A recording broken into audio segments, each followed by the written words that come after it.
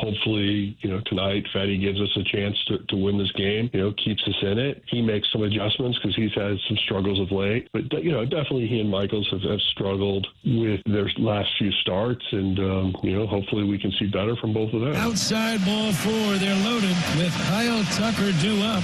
Oliver Marmol to the mound. I think that's going to be all for Erick Fedde. And that's going to get up and into center field. It brings in Horner. Shaw follows him. To third goes Happ. And the King delivers.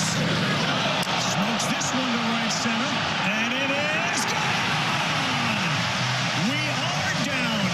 Seiya Suzuki. Unfortunately, it just hasn't gone his way. Right. We got to take a step back and evaluate what this looks like moving forward for him. There's some things that we've got to find solutions for, and if we can, it's just going to be difficult for him to get through outings. So we'll take a step back. We have an off day tomorrow. We'll huddle up and figure out what's next for him. That's what it sounded like yesterday on the Cubs Radio Network and on ESPN. And that audio from John Mozeliak is courtesy of his weekly Sunday interview on KMOX. That was obviously pregame. Things Alex Ferrario did not go well for Erick Fedde yesterday. What? Alongside Alex and T-Bone, I'm BK. It's BK and Ferrario here on 101 ESPN. Hope you all had a lovely 4th of July holiday. We celebrated Luca's birthday yesterday as well. Big man. It's fantastic. We have a 2-year-old at home that is going to take a lot of time to get used to. It all goes. Come here, buddy. It'll be great. Attitude kicks so in. Erick Fedde yesterday, while I was celebrating Luca's birthday, did not do a whole lot of celebrating. There were, however, a lot of fireworks in Chicago this weekend against the Cardinals, 4th of July came on the 6th of July in Chicago. Erick Fedde did not last 2 innings. He gave up 3 earned runs. He walked 4 and gave up 2 hits. He was not good. In fact, he was non-competitive yesterday. It is the 3rd consecutive start in which you could call his start basically competitive. Sorry, it's a long day yesterday. Long Was weekend. it? 10 innings in his last 3 starts. A lot of cupcakes. 20 hits allowed. 17 earned runs. Yeah. 4 home runs, 9 walks, 2 strikeouts. Oh. Every That's one John of those Gant. numbers was somehow worse than the one before it. He has a 15 ERA in those 3 starts. Alex, I feel like I've shown a decent amount of grace to Erick Fedde. I think so. He's been your favorite player. We've said basically like, listen, it's not fun to watch. True. Very but true. Mostly he's given you a chance to win. They haven't done a lot of winning when Fedde's been on the mound, but he's mostly been fine. Literally, they've only won 5 times in the 18 times he's been on the mound this season. Mostly, though, he's been fine. It's not good. But Not the good. offense. You know what? It's probably the bullpen that blew it, though, from Yeah, Fedde's that's great right. starts. Or the offense. This team can't score with runners in scoring position. That's changed. It's no longer fine. It is time to make a change. Alex, at this point, I fully anticipate the Cardinals will make a change. I don't think Erick Fedde is making that next start. I don't know if that's going to be like, hey, Fedde's been dealing with something. A hip or a shoulder or an elbow or an arm impingement is coming. All of the above. You know the song. I know. The old impingement gets the best of everybody. The hip bone's connected to the shoulders, knees, arm and toes. bone. The arm bone's connected to the brain bone. They show Erick Fedde, hey, this is a picture of your body. Big circle. Circle which hurts. Circle something. No, it's just going to be a picture of his body, and it's going to be a red circle that says, this is Everything. what hurts you. You need to go on the 15-day. And Fedde says, man, actually, I feel... No, you do not. What's hurting? And then they make the decision. And Mo Alex, comes out of the whether it's locker room. that It's a crowbar. or it's a, hey, we're skipping his next start. Like, you get to choose. We're either skipping your start or you're hurting. And Fedde, after his last start, to, I suppose, his credit, said, like, listen, yeah, we're getting to this point in the season. Everybody's dealing with something. So I'm sure he's dealing with something. I'm positive of it. Right, Eric? Right? Right, Eric? They got to make the change. McGreevy should take that next start. Now, to be fair, he also got his nipples lit on fire yesterday down at the AAA level as well. God, I wish you would have said what you wanted to say. But, Gone for 4 days. Alex, what do you make of the situation with Erick Fedde? I mean, look, it's bad. It's ugly. It's hit the point of no return. Like, you can't keep going back out there with Erick Fedde. So, yeah, and I think I saw Derek Gould tweet out that it's in line, his next start, with when Michael McGreevy can be called back up. So that's probably the route they're going to go. And then guess what, guys? 1, 2, 3 All-Star break. Everybody go to Cancun. We'll see you in 6 days. But I've gotten frustrated over these last couple of weeks, BK, not because of Erick Fedde's performance. Look, that's very frustrating. Last night, it was like, hey, second inning, I can turn the game off. Cool. I can go back to doing other things. Well, it's nice to have an early night last night. I'm doing a lot of mouse cleanup in my basement, so that was more important than Erick Fedde. The picture, we know. Yeah, I got you. Anyway, the part that's getting frustrating for me is when these last 4 starts have taken place and they have been uncompetitive for Erick Fedde, you see everybody reacting, saying, see, this is why the Cardinals should have never came back the season with Erick Fedde. You should have traded him in the offseason. Guys, I know it's ugly right now. I mean, BK just told you the numbers. What is it, 24 runs that he's done in the last 4 outings? Like 170. It's ugly. The guy can't find the strike zone. But as ugly as this is, imagine what it would look like if you didn't have Erick Fedde. And people, McGreevy's been pretty good. They'd probably be winning a lot more. Man, he's had competitive starts for you this season to where if I would have gone the path of bringing in another free agent, I don't know what that would have looked like. It didn't look good for Kyle Gibson in Baltimore. It didn't. Jose Quintana missed time. And I don't know if Jose Quintana was coming back here. I don't know if you're going to offer him the money. And then you go down the path of, well, Michael McGreevy's in your rotation. Cool. Then there's zip. There's none. Nothing below that to where you're going to and saying, look, if something happens, and I know you've been relatively healthy in your pitching staff all season, knock on as much wood as possible, but man, this was always the path that they kind of had to go down with Erick Fedde. It sucks right now. You got to move on from it. And guess what? It's the perfect time to move on from it because you're almost to the trade deadline. And almost to the All-Star break. Like, everything about the timing of this is, okay, go to Cancun and don't come back. Come back, hang out for a little while, and then 2 weeks from now, he'll be traded. Hopefully. Right now, I don't know who would trade for him. I don't either. There's teams that need innings. Not that he's providing a lot for the Cardinals, but he could for somebody else. Did you just say he threw like 9 innings his last 3 starts? He needs to eat innings. He gave him 1 1/3 last night. These teams don't have Baseball Reference. Yeah, nobody has that. I heard the Nationals are behind on the Times. It's not pretty. And Alex, on the should have never come back with Erick Fedde point, like, we even suggested as much on this show. Like, hey, go out, trade him, get some kind of a prospect haul in return, and go sign one of the free agents to fill that spot in the rotation. I would have been fine with them doing that. The piece of this puzzle where, for some, they eliminate that sign the free agent part and they just put McGreevy into the rotation, I guess. I was about to have some real tone. Don't you have tone to me? You're back 4 days off. I guess these people just assumed that Matthew Liberatore was going to be in the rotation. Like, they saw that coming. I didn't. No, I thought Steven Matz was going to be in the rotation. Did. So they knew they would have Matthew Liberatore as somebody that could be in the rotation, and then that would allow for some more depth with Steven Matz, who wasn't going to be called upon to be a starter for you this year, apparently, in this roundabout theorized idea of what the rotation could have been. They did what was necessary. It wasn't the perfect plan. A perfect plan for this rotation did not exist. Erick Fedde was a part of probably the best plan for them rotation-wise this year. I would have come into the season expecting more out of Fedde this year than I did out of Kyle Gibson. And that's just my honest to God's truth. It has fallen flat. He has been mostly a disaster this year relative to expectations. That sucks. Cardinals got it wrong. They missed on a starting pitcher. But I think the process was fine. And it just sometimes doesn't work out that way. The Diamondbacks had a great process with their rotation, dude. Oh, true. It was a great process. You look at the names in that rotation, the way that they were acquired, it's like, man, masterclass. Really worked out on that team. And you look at the numbers this year, they've been horrible. None of them can get outs. It's just a parade of hits and runs against them every time that they go out there. And you always assume it's going to get better, just like I did with Fedde. Guess what, Alex? It never did. No, it doesn't. So sometimes, even when you have a good plan, it goes to hell. And this is where we get to Miles Mikolas. Guys, he's not going anywhere. Sorry, he's starting every 5th day. But he can't pitch either, BK.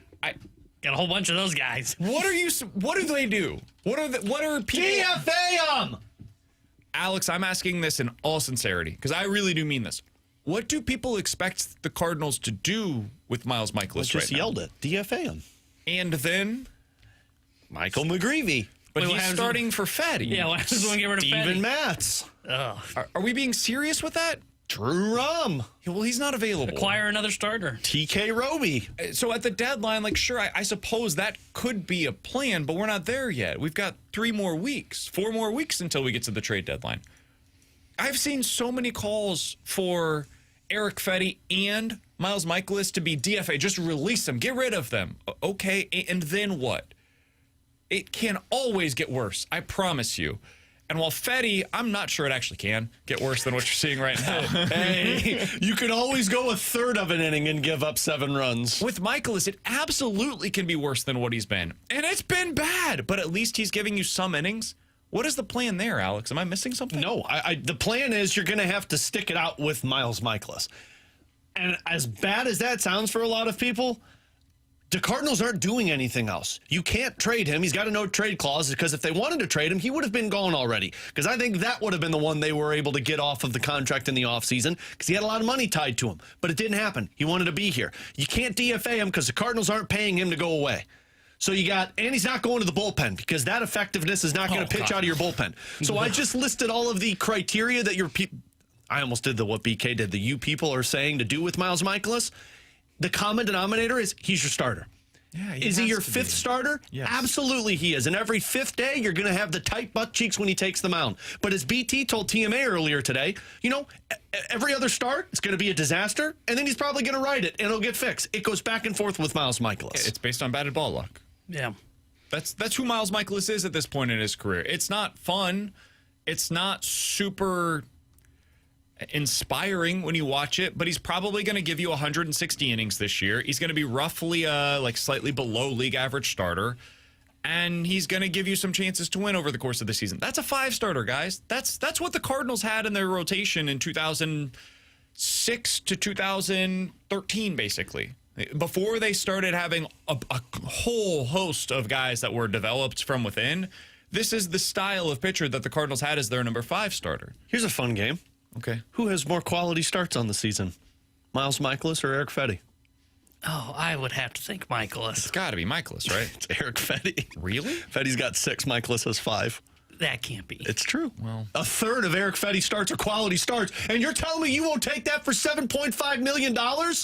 Is that what Mo's going to say? Re-sign Fedde. Re-sign Fedde. They're 7-4 in Mikolas' last 11 starts. He's fine. He had a really terrible start to the season. They're 8-9 when he's on the mound versus 5-13 when Fedde's on the mound. They are a 500 team when Miles Mikolas is on the mound this year. And that's a perfectly fine number 5. It's not good. I'm not selling you that, like, hey, man, you know what really gets my juices flowing? Nipples on fire, as you said earlier in the show? It's Miles Mikolas on the mound. Here we go. 4th of July weekend. It's going to be great. No, nobody is saying that. Nobody. And if they are, I would love to have that person on the phone right now. 314-399-9646. That's the Air Comfort Service text line. We could find a way to get you on the air. I promise you. That was a non-tone way of saying, get on the phone and call me out right now. That was him saying, hey, Mo, call the show. No, I mean, Mo said yesterday on KMOX that he's not super excited about these starts. No. Like, he's not trying to sell you a bag of goods either. But look, the ones you get excited about are Sonny Gray and Matthew Liberatore. That's where you're at as an organization. And Andre Palante, buckle up on the roller coaster. You're waiting to move on from the 2 of them. And as bad as it is right now, let's all remember the big picture, the runway. The hope is Matthews, Roby, Hintz. These are the guys that are in that spot next year. Or maybe they spend money. And I'm not trying to diminish how bad it's been. I'm really not. They've got to do something different with the Fedde spot. And that's where we all agree. Michael McGreevy should take his next start, right? Mm-hmm. You agree with that, T-Bone? Aye. Although Miles Mikolas has less quality starts. And do we all agree that Miles Mikolas should take his next start? Well, unfortunately, yeah. Should? Yes.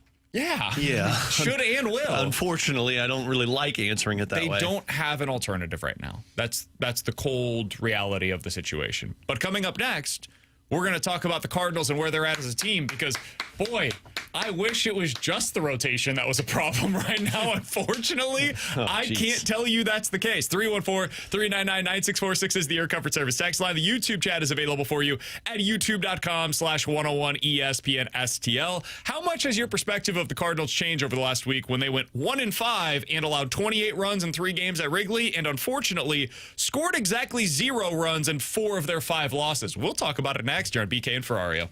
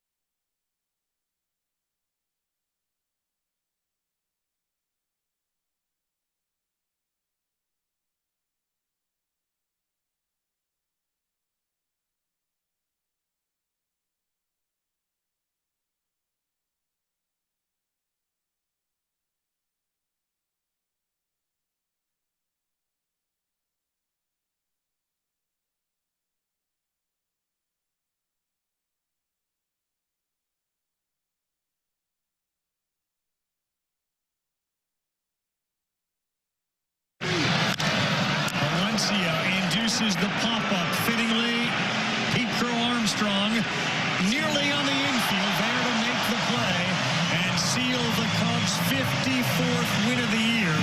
The W is running out of the field. Another win for Chicago. It's what it sounded like last night on ESPN as the Cardinals lose in Chicago. They lose 2 out of 3 against the Cubs, and they get shellacked. In their 2 losses, they lost by a final score of 22-3 overall. And Alex, this has been a consistent theme for the Cardinals over the course of the last week. They go 1-5 overall against the Pirates and the Cubs, both on the road. They were shut out 4 of those 5 times that they lost the game. In 4 of the 5 losses, they scored exactly 0 runs. The pitching gives up 28 runs in total over the weekend at Wrigley. You're now 6.5 games back in the division. And unfortunately, you're in 5th place currently in the wild card, a game back of the tie between the between the Padres and the Giants. The Pirates. For the final wild card spot. Dude, the Pirates over the weekend. You get swept by them, don't score a run, and then they get swept over the weekend, don't score a run. Yikes. At least they have Paul Skeens. I'd say those 2 teams are pretty similar then, right? Paul Skeens is under 500 on the season. That's because the Cardinals beat them a few times. His career ERA is below 2, which is insane. Absolutely absurd. So anyways, the Cardinals have had a really rough week, to put it lightly. They're off today, back in action tomorrow. How much has your perspective of this changed based upon what we have seen over the last week, Alex? It shifted a little bit. I'm not as confident as I was that this team is a playoff team. I thought the NL Central was their best path. I think the wild card is a tough go when you're talking about the teams that are in the fight for it. Your pitching obviously isn't getting any better because you've got 2 that are kind of a liability right now when they take the mound, and one might replace him with McGreevy, but McGreevy, I don't know how much, although he's pretty upgrade over both of those. I guess I shouldn't say that, but it's not like you're bringing in a guy who's a legit number 2 or a 3 for you. And your offense, man, I understand your offense needs to make it to the All-Star break and you need to get the guys back like Ivan Herrera and certain bats, but I also am starting to wonder if you're seeing the true colors of the offense and if it is more like this rather than what we saw early on in the season. But I think the biggest reason why I'm starting to leak confidence, is, man, the wild card, in my opinion, these teams are better than the Cardinals. And I know that they've all gone through their struggles, but I look at the Mets, I look at the Padres, both are much stronger than you in the pitching side of things, and in my opinion, have better clutch performers on their team. And then it comes down to you, the Brewers, and the Giants. And I think one of those teams is going to be aggressive at the trade deadline, and the Giants. And then the Brewers have spanked you around, and you play both of those teams 2 separate series in August. So is there a shot still? Yeah, I'm not going to write off that this team's not a playoff team. But watching this offense really struggle over this last week and a half, that's where it's starting to leak a little confidence for me. Yeah, for me, the offense is just not something that I'm even really entertaining. I know it sounds weird because, the shutouts are bad, man. You have to at least be competitive. I mean, even if you have a bad roster out there, you should be doing better than this. This is the first time that we've really seen the Cardinals this season just completely lay down and die. And it's happened it's happened 4 or 5 times over the course of a week. That has to get righted. So I'm not trying to excuse it, but if I'm trying to explain what we have seen, they're beat to hell. I mean, Arenado is clearly hurt right now. I don't know about injury, but hurt. Contreras is playing through what appears to be some kind of relatively significant hand bruise. That guy never misses time, and he missed some time over the course of the last week. Jordan Walker is down. That's a huge loss, but it's a right-handed bat that could otherwise be in the lineup. You've seen multiple weeks now of no Ivan Herrera. He's been your best hitter all season long. Lars Nootbaar, I don't know if there's any kind of an injury going on right now, but he's clearly not right offensively. So you've just had a lot of your big-time pieces that are either hurt or going through it offensively all at the same time. That helps to explain what we have seen. It does not excuse it. And again, you have to be better than what we have seen. Some of that is going back to the runners and scoring position numbers, Alex. They have been abysmal over the course of the last week or so. So I have not really lost any kind of a faith on the offense. My level of concern there is still like a 3. I think you're a top half of the league offense at a minimum, probably top 12-ish whenever everybody's right. I don't know when that's going to happen again, though. Overall, my level of concern, like my change on how I feel about this team, it reminds me so much of that stretch against Toronto and Milwaukee, where you get out of the Dodgers series, you're like, all right, everything's turning around, and then it goes to hell again. And then they were able to pick themselves back up against the White Sox and the Reds, and then the first couple of games against the Cubs, and everything felt fine again. It is entirely possible the exact same thing happens this week against Washington, who just fired their manager and their GM, and against Atlanta, who's been really bad this year. If it does, we'll all go into the All-Star break saying, man, that was a crazy ride. And there have been moments in time, multiple moments in time over the course of the first half of the season where I thought everything was going to crap. And this team was destined to be a seller, and it was all going to be a mess by the time we got to early August. Or it continues in this trajectory, and they stink up the joint here in St. Louis at Busch Stadium against Washington and Atlanta. And then you go into the All-Star break and you're thinking to yourself, oh my God, this might actually be the moment where things do go sideways.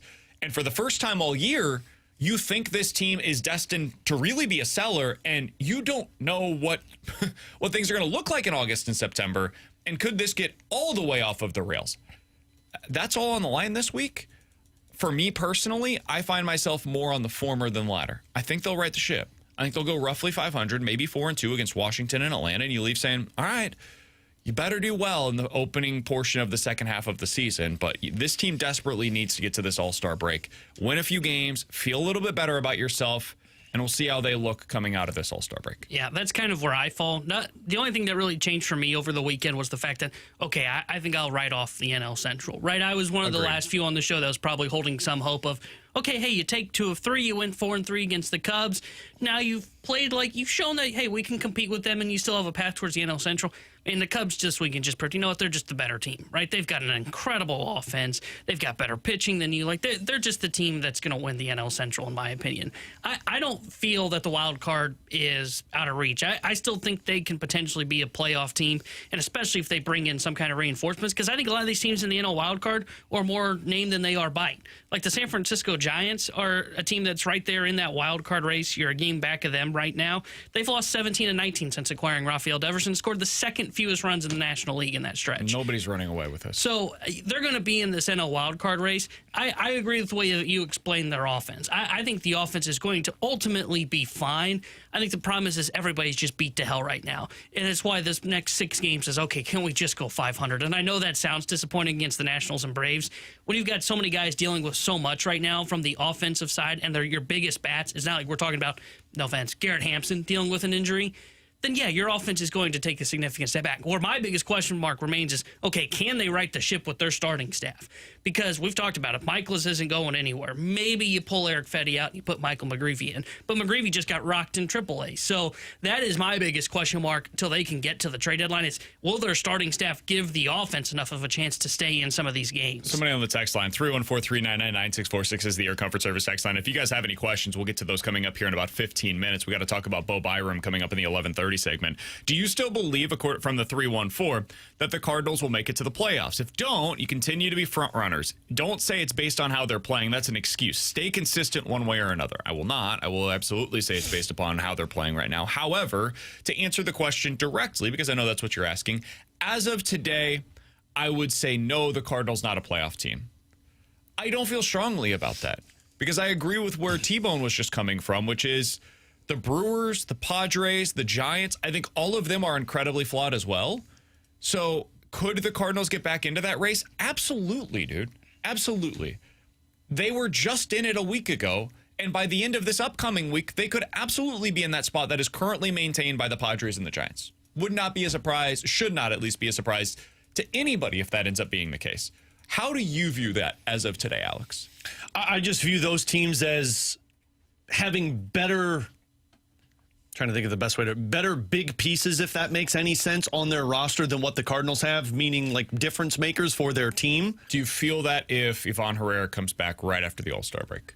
If he's ready to go coming out of the break and you're like, okay, Herrera back into the lineup. I feel like it improves, but I don't think it makes you extremely definitively better, if that makes sense. Because there's going to be a process of him getting back into the routine. He's been out for a pretty decent amount of time, and you're talking about getting those timings back up to the speed that you need him to be. Plus, where are the other guys at? Are they coming out of this 4-day All-Star break right a little bit more improved compared to just being banged up? I think that's the thing. You're starting to see the cracks on certain guys that have been huge pieces for this offense that now are falling back into what I expected them to be. Lars Nootbaar is the probably prime suspect in that one. Does he get right from an all-star break? Maybe, but I just look at the Padres and I look at the Mets, and I think those two teams, in my opinion, are guaranteed wild card teams because I think they've got better assets. Padres have much better pitching. Same can be said on the offensive side for the Mets. So then it comes down to three teams for one spot: Brewers, Giants, and Cardinals. I haven't seen the Cardinals and Giants play against each other, but I would imagine the Giants are going to be aggressive, and I've seen the Brewers beat up on the Cardinals. And what's wild about this is if you look at August, again, you play 2 series against both of those teams. So 4 total series. Like, August might dictate you being the wild card. No doubt.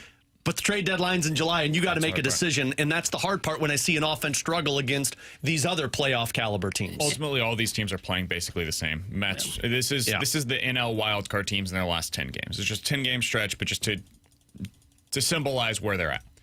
Mets 5-5, Brewers 6-4, Padres 5-5, Giants 5-5, Cardinals 4-6, Reds 4-6. That's all of the teams currently in the wild card race that are at least 500 or better. All of them are somewhere between 4-6 and 6-4 in their last 10 games. They're all flawed. I agree with Alex. I think some of these teams have better pieces. The Brewers have better pitching than the Cardinals do. The Padres have more name recognition than the Cardinals do. I think the Mets are just flat out a better team than the St. Louis Cardinals. All of them are flawed, though. And there is no, Jason Stark wrote this today, there's no great team in Major League Baseball right now. So when there is a lack of truly great teams, it makes teams like the Cardinals, who are infuriating to watch on a night-to-night basis and certainly on a week-to-week basis, it makes them feel as though they're still in it. Whether they actually are or not is just a matter of perspective. Everybody's going to have a differing view on that, and it's based on what you value and how you see them compared to the rest of the league. Personally, for me, I view them one way, Alex views them another, and T-Bone views them a third.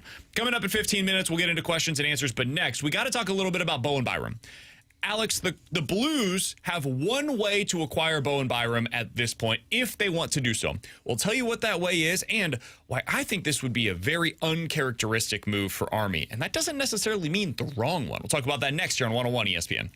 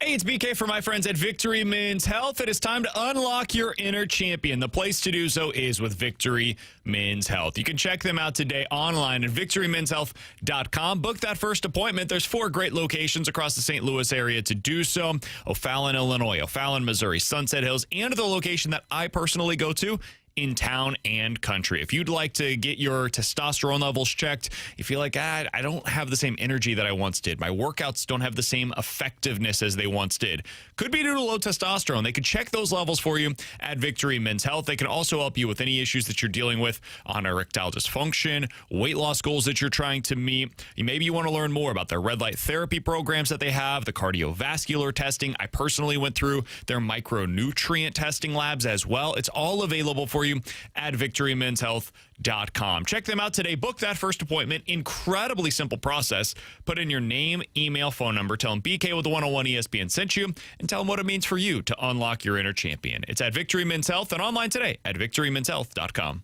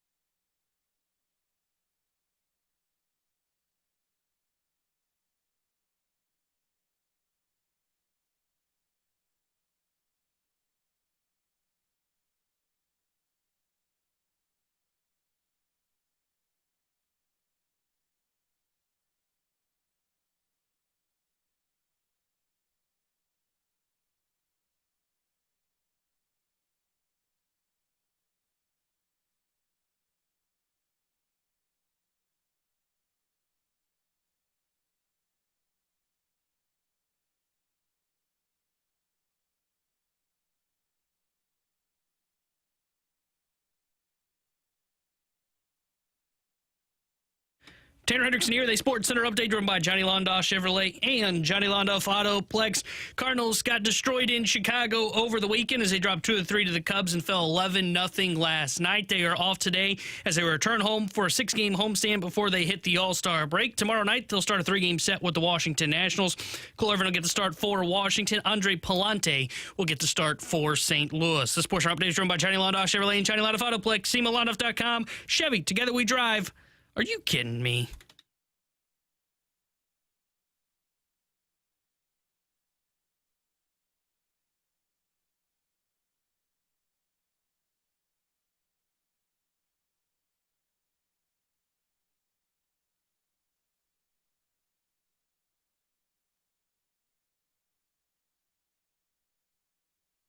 Alongside Alex and T-Bone on BK, so there's one way that the Blues can acquire Bowen Byram. For anybody saying, who the hell is Bowen Byram? He's a left-handed defenseman who happens to be capable of playing on the right side. He plays for the Buffalo Sabres, previously played for the Colorado Avalanche, and he's kind of a eye of the beholder type, Alex. Some people view him as a very gifted, young, puck-moving defenseman. Others view him as basically a fourth forward. He doesn't play a whole lot of defense. He's still learning on that side of things. But the Blues have been connected to him in a potential trade or offer sheet situation. We can now eliminate one of those two scenarios. According to multiple reports overnight, the Buffalo Sabres and Bowen Byram have elected for arbitration. This means that an offer sheet is now off of the table. Nobody can offer sheet Bowen Byram. The only way that you could acquire him is via trade. He's still an RFA. He still has that status. Somebody could come in, swoop in, and then trade for his rights, but you would not be able to offer sheet him. Alex, do you think this affects the Blues' potential of acquiring Bowen Byram at all? The fact that an offer sheet is now off of the table. No, because I don't believe the Blues were a part of the offer sheet conversation. And Jeremy Rutherford even reported this on Friday, that he doesn't believe, his sources, that the Blues were the offer sheet team. If they were going to acquire Byram, it was straight up trade. I do think this impacts it into the sense of a team that was in on Byram with the offer sheet drops out of the race. And so if the Blues are still strong in this conversation, this is what Darren Dreger reported, that they were the front runner, then that's going to keep them in the same spot and one less team that's likely to acquire Byram. There's a little bit of backstory with all this arbitration stuff that I learned from Elliot Friedman over the weekend, that Buffalo is taking the precedent of, we don't want to be shown up by our players like we've been in the past. A player doesn't want to be here. We have to trade him. We get nothing in return. And then our team's stuck with our shoulder shrug emoji. So that's why they did this arbitration process. If you're not going to sign a long-term deal with us, we're not going to pay you the money. We're not going to just trade you for future assets. This is what Army does. This is what Army does. And the thing about this also, which affects the Byram trade market, is Buffalo has to make the trade now. Because now you're not going to get the match return once the season begins that they believe they should get for Byram, which is players that help them win now.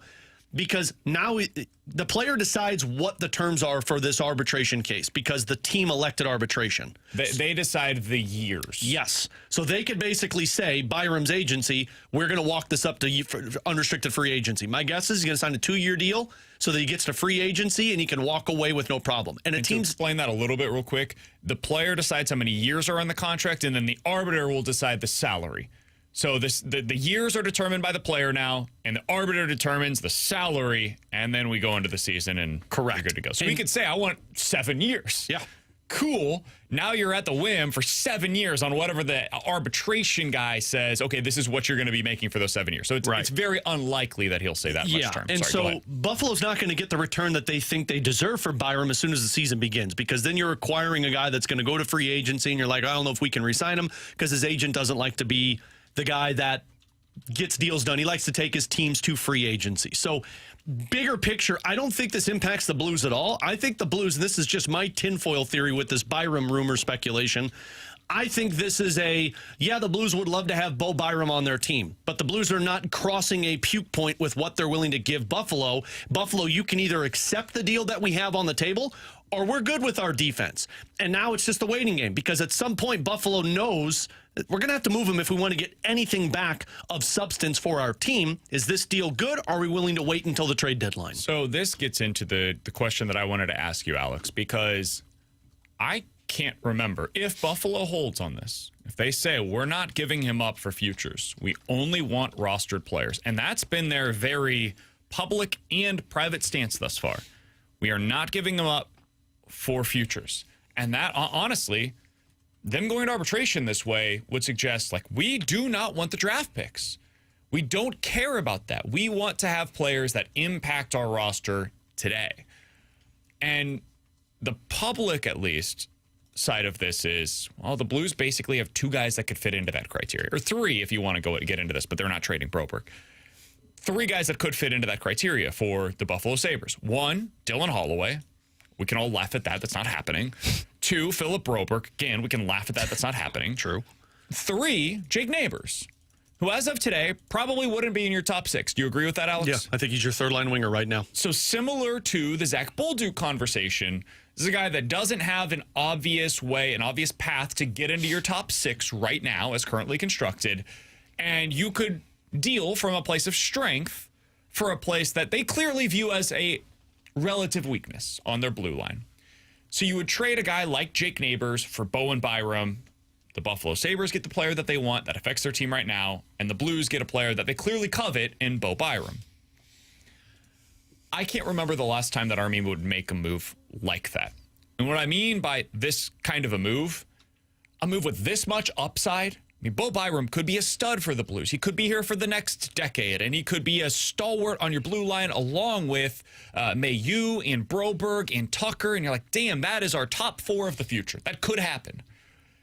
It could also happen that the Blues trade for Bo Byram, give up a player in Jake Neighbors that is like the heart and soul of this team for years to come, clearly fits into the ethos of what they are trying to be, and is a consistent 20 to 25 goal scorer. Like, all of these things, that's Jake, right? He fits all of this. He could be the next captain of the Blues, and I don't think it would surprise any of us.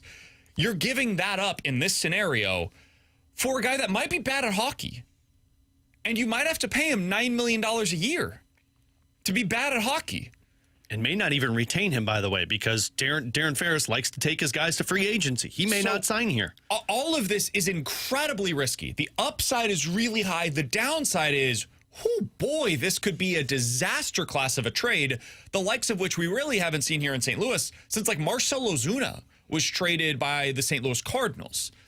So, Alex, I'm saying all of that to ask you this.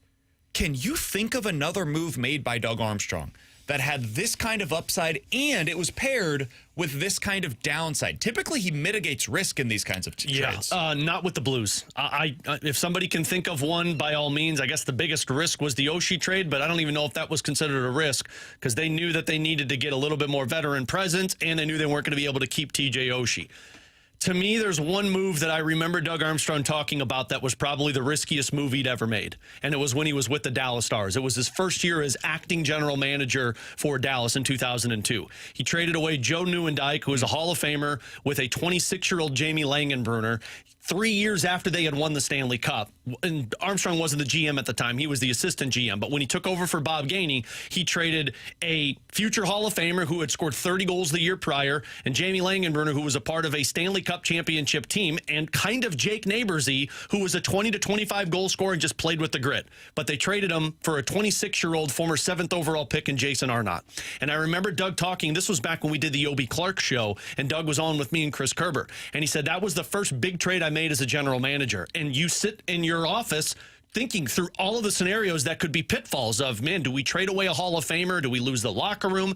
But he said we needed to go after a younger, big centerman to keep our team competitive. And Jason Arnott comes in and scores 32 goals in one of the years with the Dallas Stars. So the difference to me, Alex, because that is a bold trade, and I'm not trying to take away from that. Here is what, at that point, Jason Arnott had done in his career. 33, 28, 20, 27, 22, 21, 25 goals, and he was a consistent 55-point producer.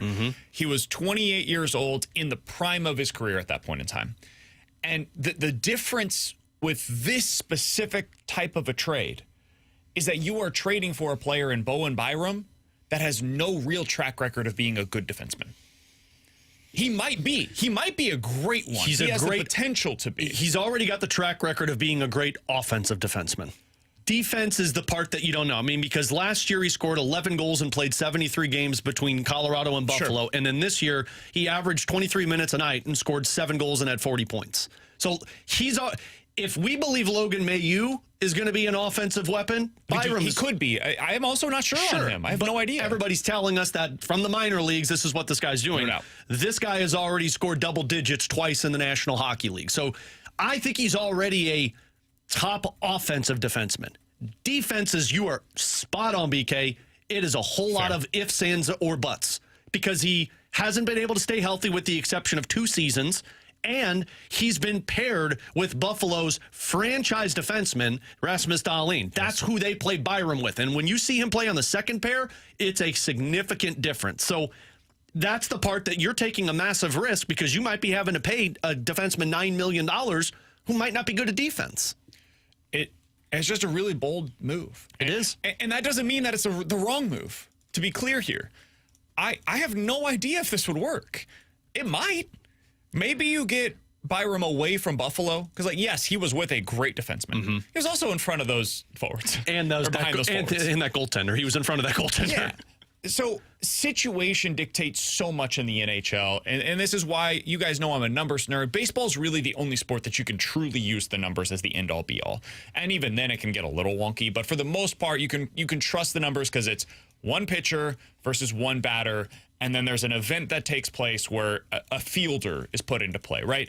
It is much more individualized. In hockey, everything affects everything else, even just by positioning or schematics. Like every team plays a little bit differently, which asks players to do different things. So he will be asked to do different things here in St. Louis, Byram would, than he was asked to do in Buffalo. We saw that with Cam Fowler. He was in a crap situation in Anaheim. Everybody was saying, oh, this is a okay second pair defenseman. Minus 36 maybe. When they acquired him. He comes here and he's amazing as a top pair defenseman, playing some of the toughest minutes of any defenseman in the NHL alongside Colton Parayko. So it might work out great, or it could be a disaster. Yeah. And I don't know which direction it would go. Do you think that in the event that Buffalo holds serve and says, we're not trading this guy unless you give us Jake Neighbors, I wouldn't do it. Is that something that you would even entertain if you're in Doug Armstrong's shoes? Not if you hadn't traded Bolduc already, then I'd entertain it. But I don't think you can afford to trade 2 guys that are viewed as depth scoring for you. Because when, and I say when, all capital letters, one of your wingers gets hurt, whether it's Buchnevich, Kyrou, Holloway, Snuggerud, somebody's going to get hurt. Now you're going to Texier to be in your top 6. Now you're going to guys in the minor leagues into your top 6. You can't afford to give away something in your third pair that can be a top pair player.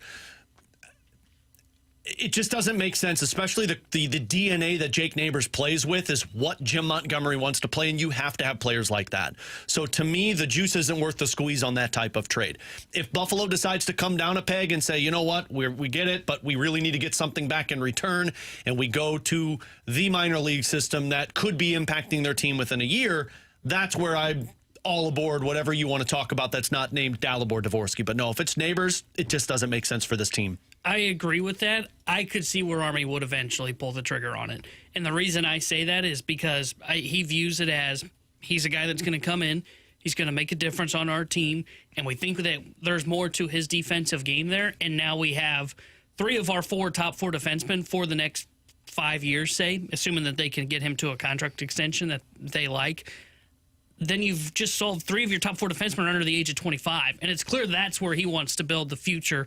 This next winning window for the Blues is clearly starting from the blue line. So that's where I think he could look at this and say, you know what, we can go find another 20-goal scorer on the wing. We may have just drafted one of those guys in the first round that impacts us in like 3 to 4 years. I think he might pull the trigger. I think he's trying to hold off on it. But I could see where in like a week or 2, if Buffalo doesn't come down, he still trades Jake Neighbors to make it happen. And hell, I mean, you may have 2 guys on your team now that you signed via free agency that could be wingers for you 2 years from now and be 20-goal scorers on the third line. Like, T-Bone's not wrong. You can find third-line goal scorers, whether it's in free agency or, again, I made this very clear when they traded Bolduc. They've got about 7 Zach Bolducs they believe in their minor league system. It's just how fast are they going to impact the NHL level. And if you acquire Byram, your top 4, in my opinion, is one of the best, if not the best in the Western Conference, and will be for the next 7 years. Yep. It's Broberg, Byram, Mailloux, and Parayko. That is, I'd love to find another top 4 that's better than that. You have a good fourth line. They've put that into place. You like what your defensive core looks like. You would enjoy your top 6. It's basically, do we have a third line that we trust right now? Suter's really good. You've got a good starting point there. And as of today, I love Jake Neighbors on that line as well. If you pull Jake Neighbors from that spot, and now I've got 2 holes on either wing, maybe Dvorsky could be one. Maybe Texier is the other. Maybe you go back to free agency. So you know what? We're going to continue to spend here. We'll solve a problem with one of these winger that's out there still on the free agent market. Maybe Jack Roslovic is like, hey, I would love to come in and try on the wing instead of playing at center. Maybe you go out and sign a Mac Pacioretty, who's 36 years old, but he can come in on $1 million. Maybe he can help you out a little bit. There are options available for Jeff Skinner is out there still. There are options available for you on the market if you decided to go up about it that way. I think I would say no. I probably would not do this. But man, if I truly believe in my top 6, and if Army tells me this is the guy we need, this guy is going to be a stud and he's 23 years old, I trust Army's evaluation, man. Mm-hmm. He's proven to be right more often than not, especially with these younger players. I would just have to go with his recommendation here. I would have full trust in Army, full while acknowledging this one could really blow up in our face in a way that I don't feel that way as much about many of their other moves. Mailloux could be the same thing, by the way, with Zach Bolduc. Yeah. It could totally blow up in their face. To do it twice in one offseason, oh boy, after not doing it his entire career here in St. Louis. Good luck, Steen. But again, like we're gonna get into this in the 12 o'clock hour. Man, they've got some stuff in their system that they're pretty optimistic about that are going to be NHLers sooner rather than later. Do want to correct one thing real quick. I mentioned in our at the beginning of this segment, could be like a 7-year deal. Apparently, that was incorrect information that I had read. It can only be 2 years. If they elect to arbitration, the team and then the player can only get two years, either a 1 or 2 year deal, based on what the arbiter will hand down. Because I think it takes them to the UFA status. Correct. So for Bowen Byram, if he ends up in arbitration, it would either be a 1 or a 2 year deal. T-Bone, let's go ahead and double up here. Coming up on the other side, 314-399-9646 is the Air Comfort Service text line to get involved in the show. Don't want to go shortchange you once again. It's a Monday coming off of a holiday weekend. Let's get to questions and answers coming up next here on BK and Ferrario.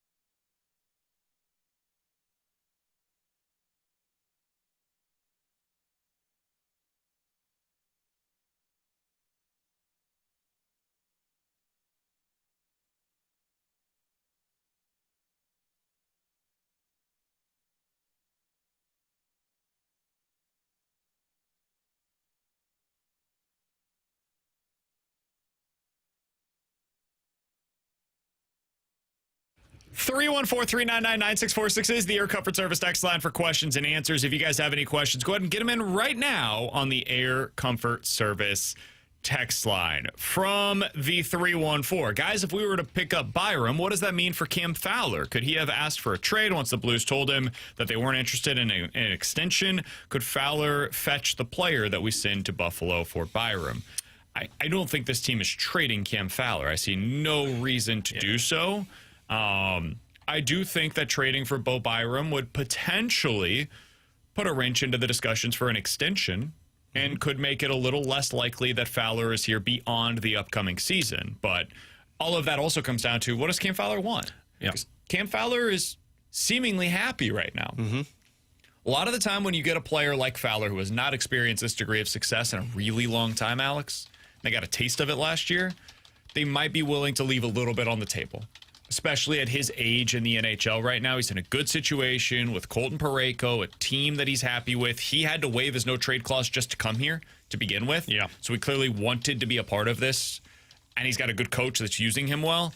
I could see if Cam Fowler maybe taking a slightly below-market deal to stay here, and that would allow it to get done even with Bo Byram in the mix. But yeah, I think it probably becomes less likely that Fowler extends. Yeah, first of all, you're not trading Cam Fowler, but anybody who has a no trade team list, Fowler's got 4 on them. Just assume Buffalo's one of those teams. I think I saw Friedman, or it wasn't Friedman, it was somebody that put it out there. The 3 teams you can assume that are on the no trade list: San Jose, Chicago, and Buffalo. So just assume that those are on anybody's no team trade list. But I don't think it's a foregone conclusion that Fowler's gone. I think the way Doug Armstrong framed it on the Fast Lane last week is right. You want to see what the market is, and you want to see what the player wants. If Fowler has a 15-goal, 45-point performance this season and says, I'm a $5-6 million player, cool, man, well, you're not going to be back here. But does Fowler look at the team that says, hey, they got a shot at winning a Stanley Cup within the next 3 years. I'll be good for another 3 or 4 years. Can I stay on this team and be fine making $2.5-3 million and playing 15, 16 minutes a night, still working the power play on a team that could win a cup?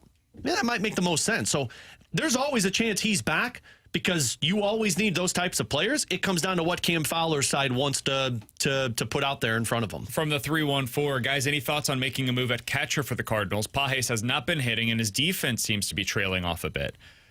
He hasn't hit all year, and some of the pass ball / wild pitch stuff, it's been a bit problematic lately, no doubt about it. I do wonder if maybe he's getting a little exhausted. He's been playing a ton for the Cardinals. But no, I don't think that a move is coming. I think they really value what Pedro Pajes brings to the table. And it's stuff that doesn't show up in-game on any stat sheet, man. They believe in his pitch calling. Now, when Erick Fedde is on the mound and those pitches are going a mile in the other direction, I don't know what kind of value to place on that. But they value it. They think it's really important. They believe in his ability to guide a guy through a game. So I'm just giving you their perspective. You can determine if you value these things or not. But for the Cardinals, I would not anticipate any kind of, at least for the starting catcher, any kind of a move there. The one thing that I could see maybe a little bit of a move on is if Pozo gets more playing time, especially against lefty starters, maybe they consider calling up a third catcher to be the actual backup. That would be the one scenario where I could see anything like this. You weren't joking around when like a month ago, you're like, this team should just be made up of DH, first base, and catchers. Correct. This is what this is going to be made up. Your bench is just exclusive catchers and DHs. Yes, send JC down, bring up Baker. How dare you? Send Hampson down. Select Crooks' contract. Bring up Jimmy Crooks. Yeah. Ooh. It'll be great. That is fun. I'm really out on that team being a playoff team. Yeah, you should.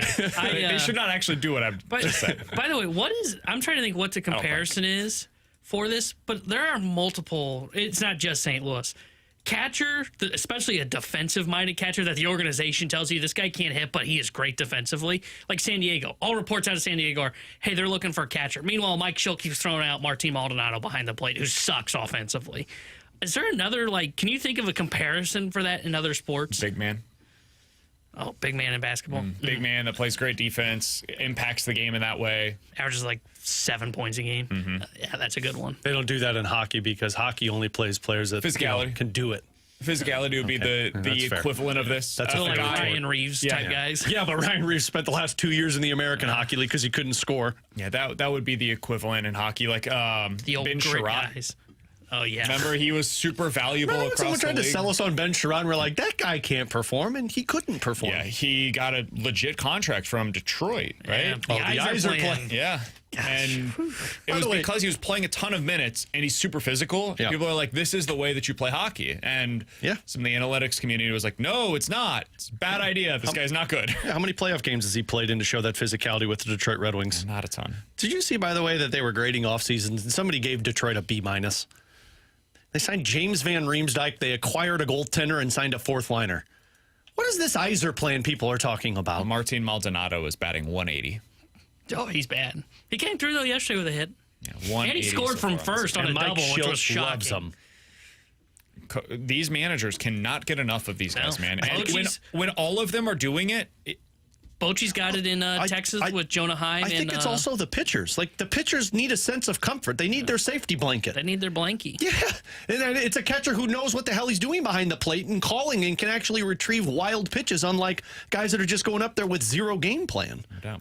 All right, 314-399-9646 is the Air Comfort Service text line for questions and answers from the 314. Plain and simple, is this Cardinals season a wash with them being 6.5 games back and terrible against their own division?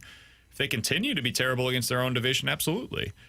I don't anticipate that. I don't think they're going to be just horrific against the Pirates all year long. Maybe they will be, though. The hard-hitting Pirates. I do think that the division is a wash. I don't think they're beating the Cubs this year. Yeah, you just witnessed the division. Yeah. Now it's wild card or bust. Yeah, they can't. Yeah, they can't catch the Cubs. It's hard for me to call anything a wash when the whole purpose, if I'm understanding the question right, like talking about this season being a wash now that you're not making the playoffs. It's hard for me to say that when you need answers on certain players. Yeah. Like, even if you miss the playoffs, I'm not going to view this as a failure of an offseason because I never expected you to make the playoffs. I don't know about you, but I felt, well, I guess we were a little different on the Blues because you thought they could be a playoff team going into the year. But I felt like I had like the same expectations as I did going into last Blue season, which was, I hope I get some positive returns on some of the young guys.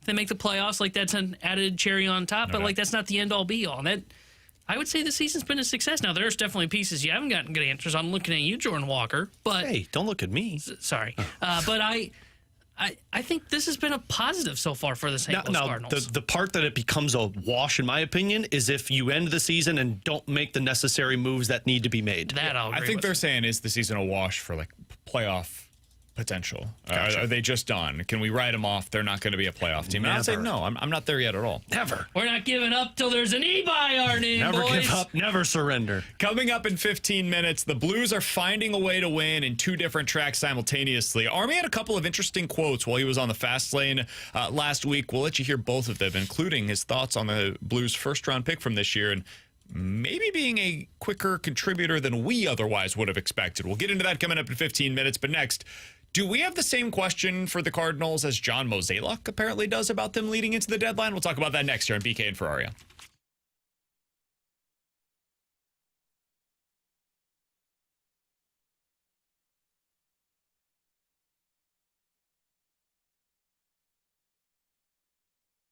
Alex Ferrario with you to tell you about my friends over at Classic Air Care. When it comes to your HVAC system, the biggest thing, the most important thing is making sure the technicians you have taking care of it, you can trust. Because when it comes to something like this, especially when it's hot outside all the time, if that goes out and then you're thinking, what are we going to do? How am I going to cool off my entire family? You call the company that you don't have any experience with. They don't get back to you and you're stuck in a heat box. What you need to do is deal with a company that can respond, and that's Classic Air Care. I've been using them since 2016. My dad, the Ferrario family, they've been using them for the last 30 years because of that trust, because of that knowledge with their technicians. And I urge everyone to check out their maintenance agreement that you can sign up for twice a year. Check the unit before the hot summer or the cold winter. But the biggest perk is when something happens, and it's a big win, then you call and you get priority scheduling because you're a part of that agreement. So call in today, schedule online, check out the financing options. If you need a new HVAC system,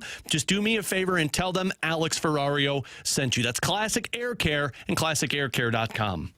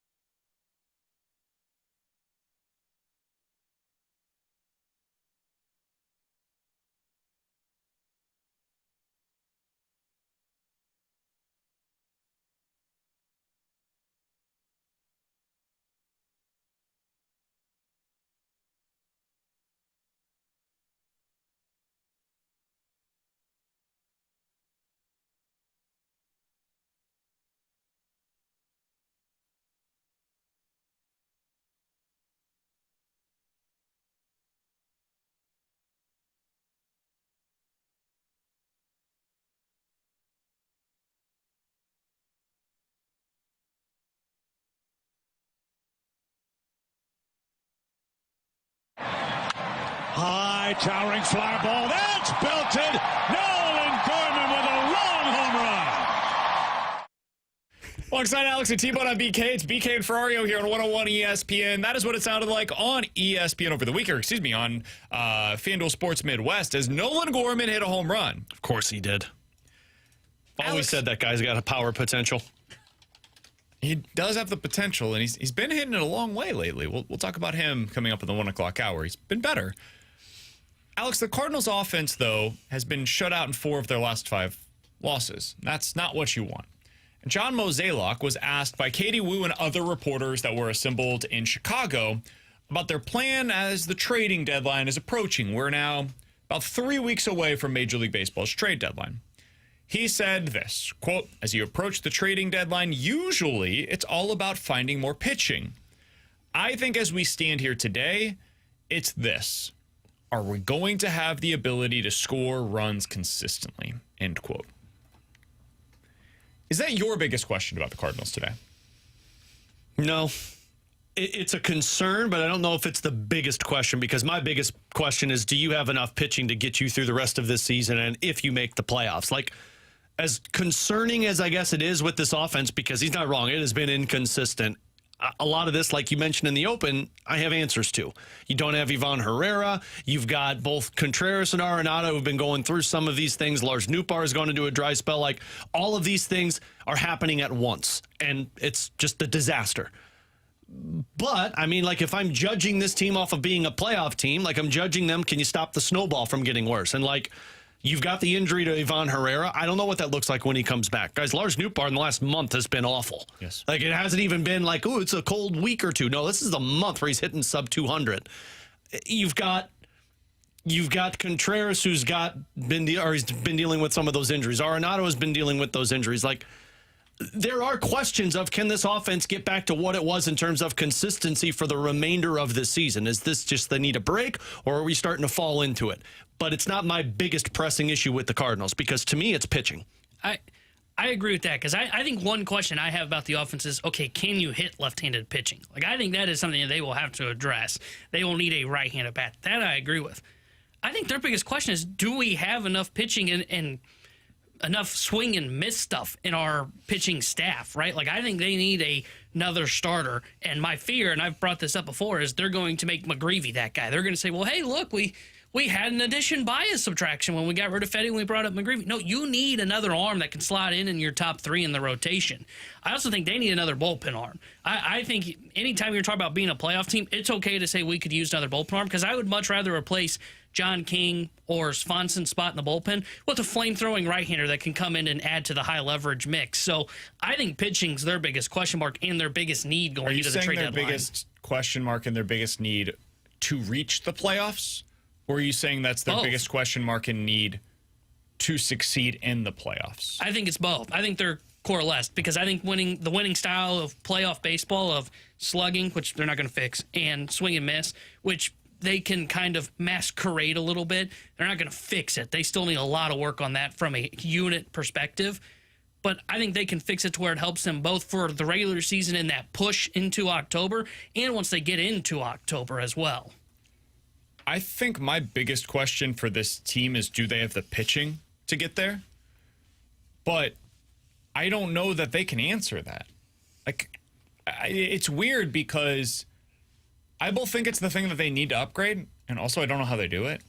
Because I think you know the answer. They don't have the pitching on this team. They're going to have to go out and get it from the outside.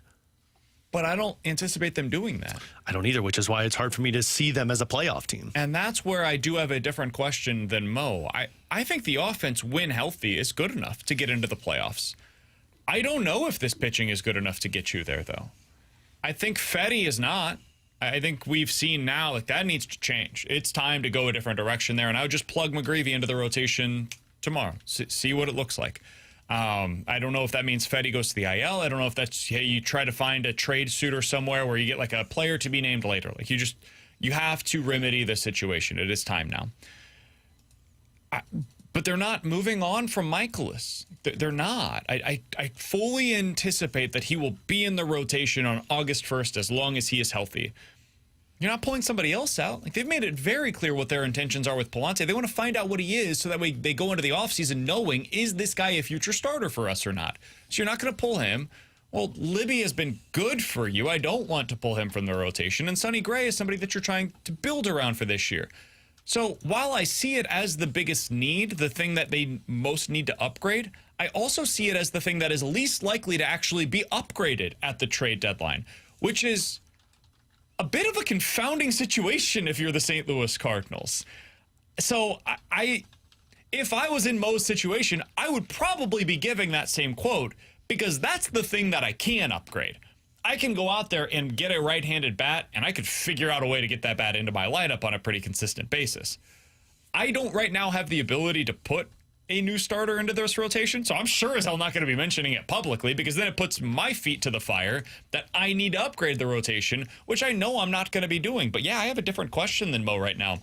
I would say the pitching, and specifically the starting staff, is my biggest question about this team as to whether or not they will be able to reach the playoffs. Once we get there, like, whatever. I don't know how much success this team can have anyways, but to get there, I think they need to upgrade the staff, and I don't think they're going to do that.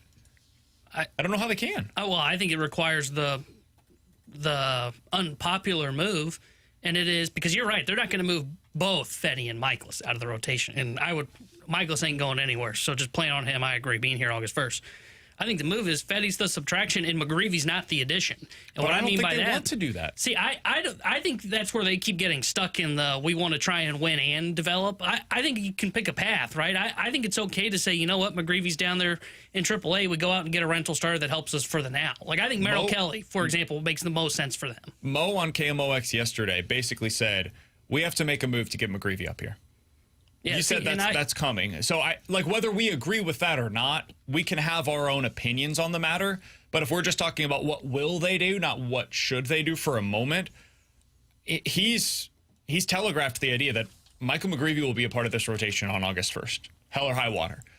So if we go into it operating as if that is the case, I don't see a spot on the rotation for them to upgrade. Maybe there should be, but I don't think there will be. And I think if they don't upgrade the rotation, then that's where I start to fall in line with Alex. I just don't know if they can be a playoff team if they just say the addition is McGreevy.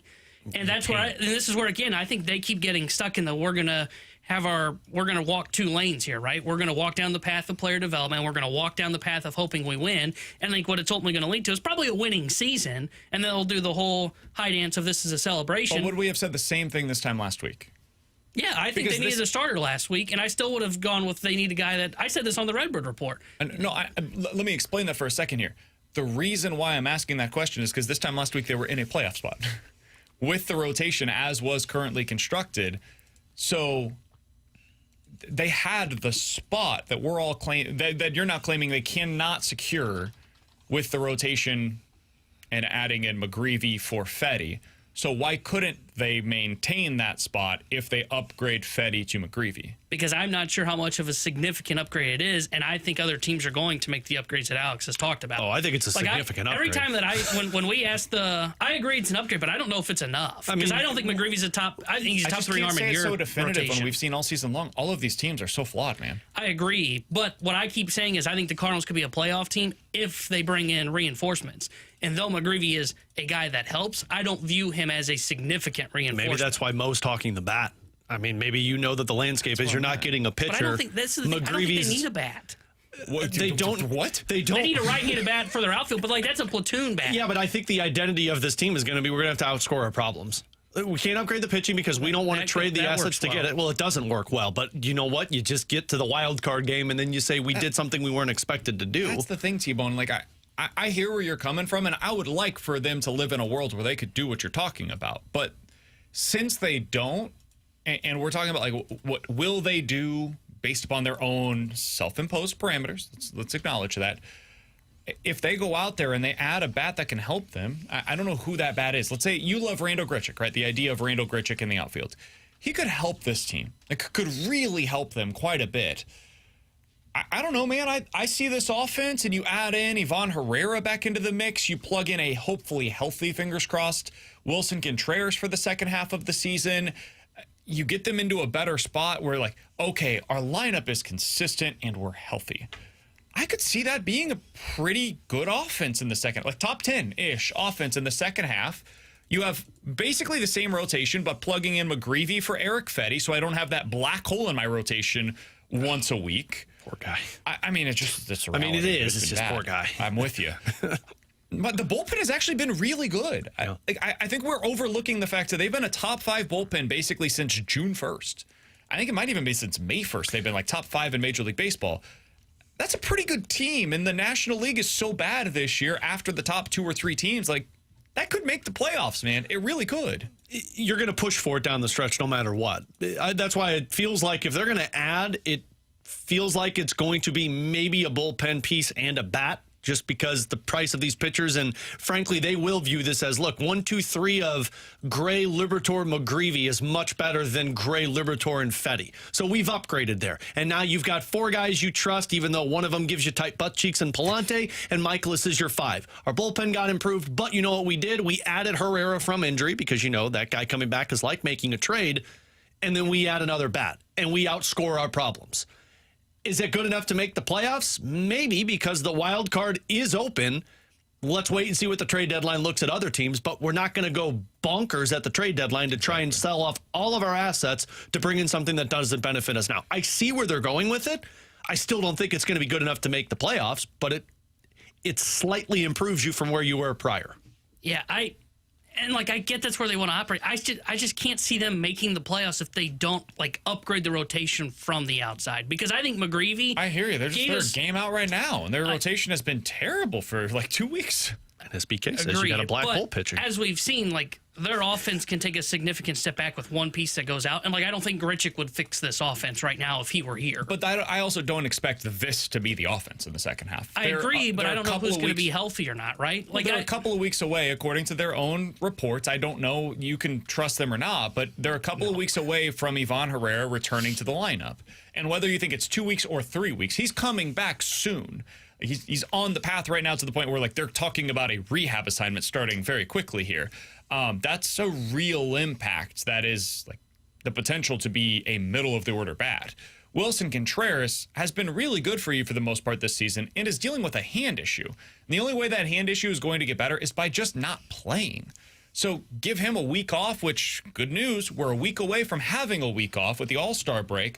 Maybe that looks a little bit better. Arenado has not been great this year, but he is a lot better at third base than Thomas Ajayci is, both defensively and, frankly, offensively right now. You get him back into the lineup, I think that improves you as well. And it's the Jenga board that has toppled over right now, because you've had one too many pieces that has either been pulled out completely or it's just a little bit pulled, and now everything else becomes less stable. And that's where the Cardinals lineup is right now. So all of this is to say, I'm not trying to tell you you're wrong, T-Bone, because I have no idea if you're wrong. They could absolutely miss the playoffs. As of today, they would be missing the playoffs. I just can't say as definitive anymore anything about this team, one way or the other, because they looked terrible for a week and then they looked great for a week. And that's what everybody in this entire wild card race has been doing. The Brewers go through their ups and downs. The Padres have gone through ups and downs. The Giants look terrible right now. They were great for the entirety of the season, and then for 20 days, they've been one of the worst teams in baseball.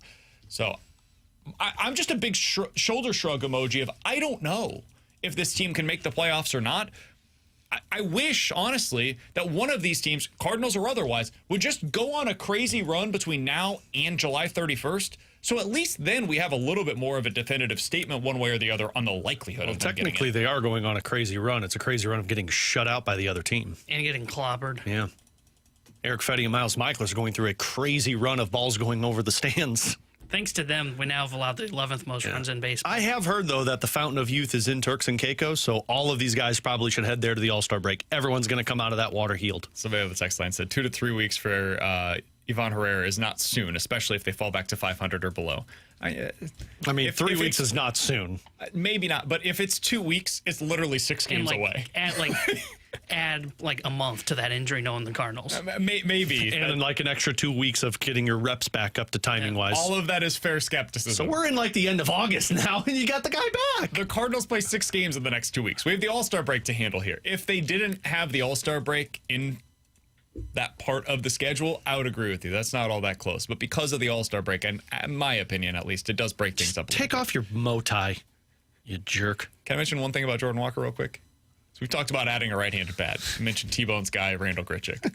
This was an interesting nugget from Derek Gould's piece earlier today over in the St. Louis Post-Dispatch. Quote, the club also intends to allow Jordan Walker to remain on his rehab assignment as he recovers from appendicitis and looks to regain his game speed timing at the plate. Walker missed most of June due to the wrist injury and then had the appendicitis concern that put him in the hospital overnight. The Cardinals sent Walker this weekend into Class AA Springfield because of specific staff there that can help with the swing adjustment that he's been making. Quote, Mozeliak says the Walker will return within 2 weeks. Oh, that's really close. So he's been optioned. Him and Herrera coming back together? Yeah. He's been Two optioned, right? right-handed bats. Oh, yeah. That's what this is? It's a rehab that's just taking a long time. Okay. They're just taking the max number of days allowable with the rehab assignment. You Because don't want to rush an injury. I think this is the right move. I'm not criticizing the Cardinals for doing so. I think it's actually very smart for them to go about it this way because you don't have to technically say he's been optioned. But Jordan Walker has effectively, for all intents and purposes, been optioned down to the minor leagues. You're throwing out Garrett Hampson regularly, willingly, to make sure that when Jordan Walker returns, he has some semblance of timing. And he can figure this thing out at the major league level. Because you're not going to be able to do another option with him. This is your one chance. Take it. It's smart. Well, and again, but that's what it is. 2 to 3 weeks is not that far off. It's almost here. You know? All right, coming up next. It's like 6 games. That's what I've heard. The Cardinals are trying to find a way to win on 2 different tracks at the same time. The Blues are actually doing that in a really good way. We'll talk about it next year on 101 ESPN.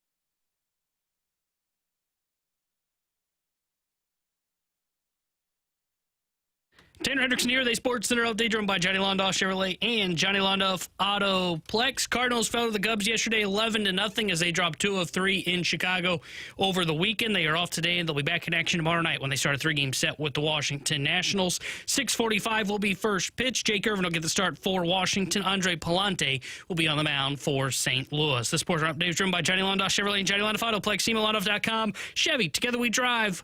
Are you kidding me?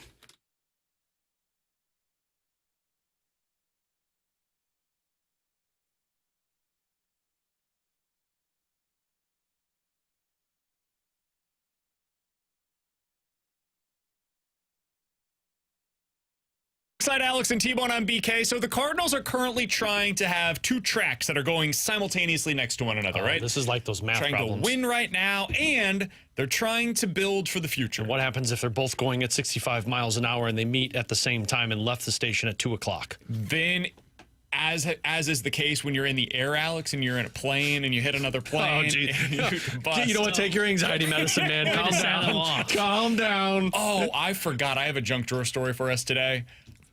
I know you guys have something as well. Just took our junk drawer segment. I'll just tell you real quick. Yesterday, I had a terrible anxiety moment. I legitimately thought I had consumed the plastic fork, the prongs that are on there. One of mine had fallen off.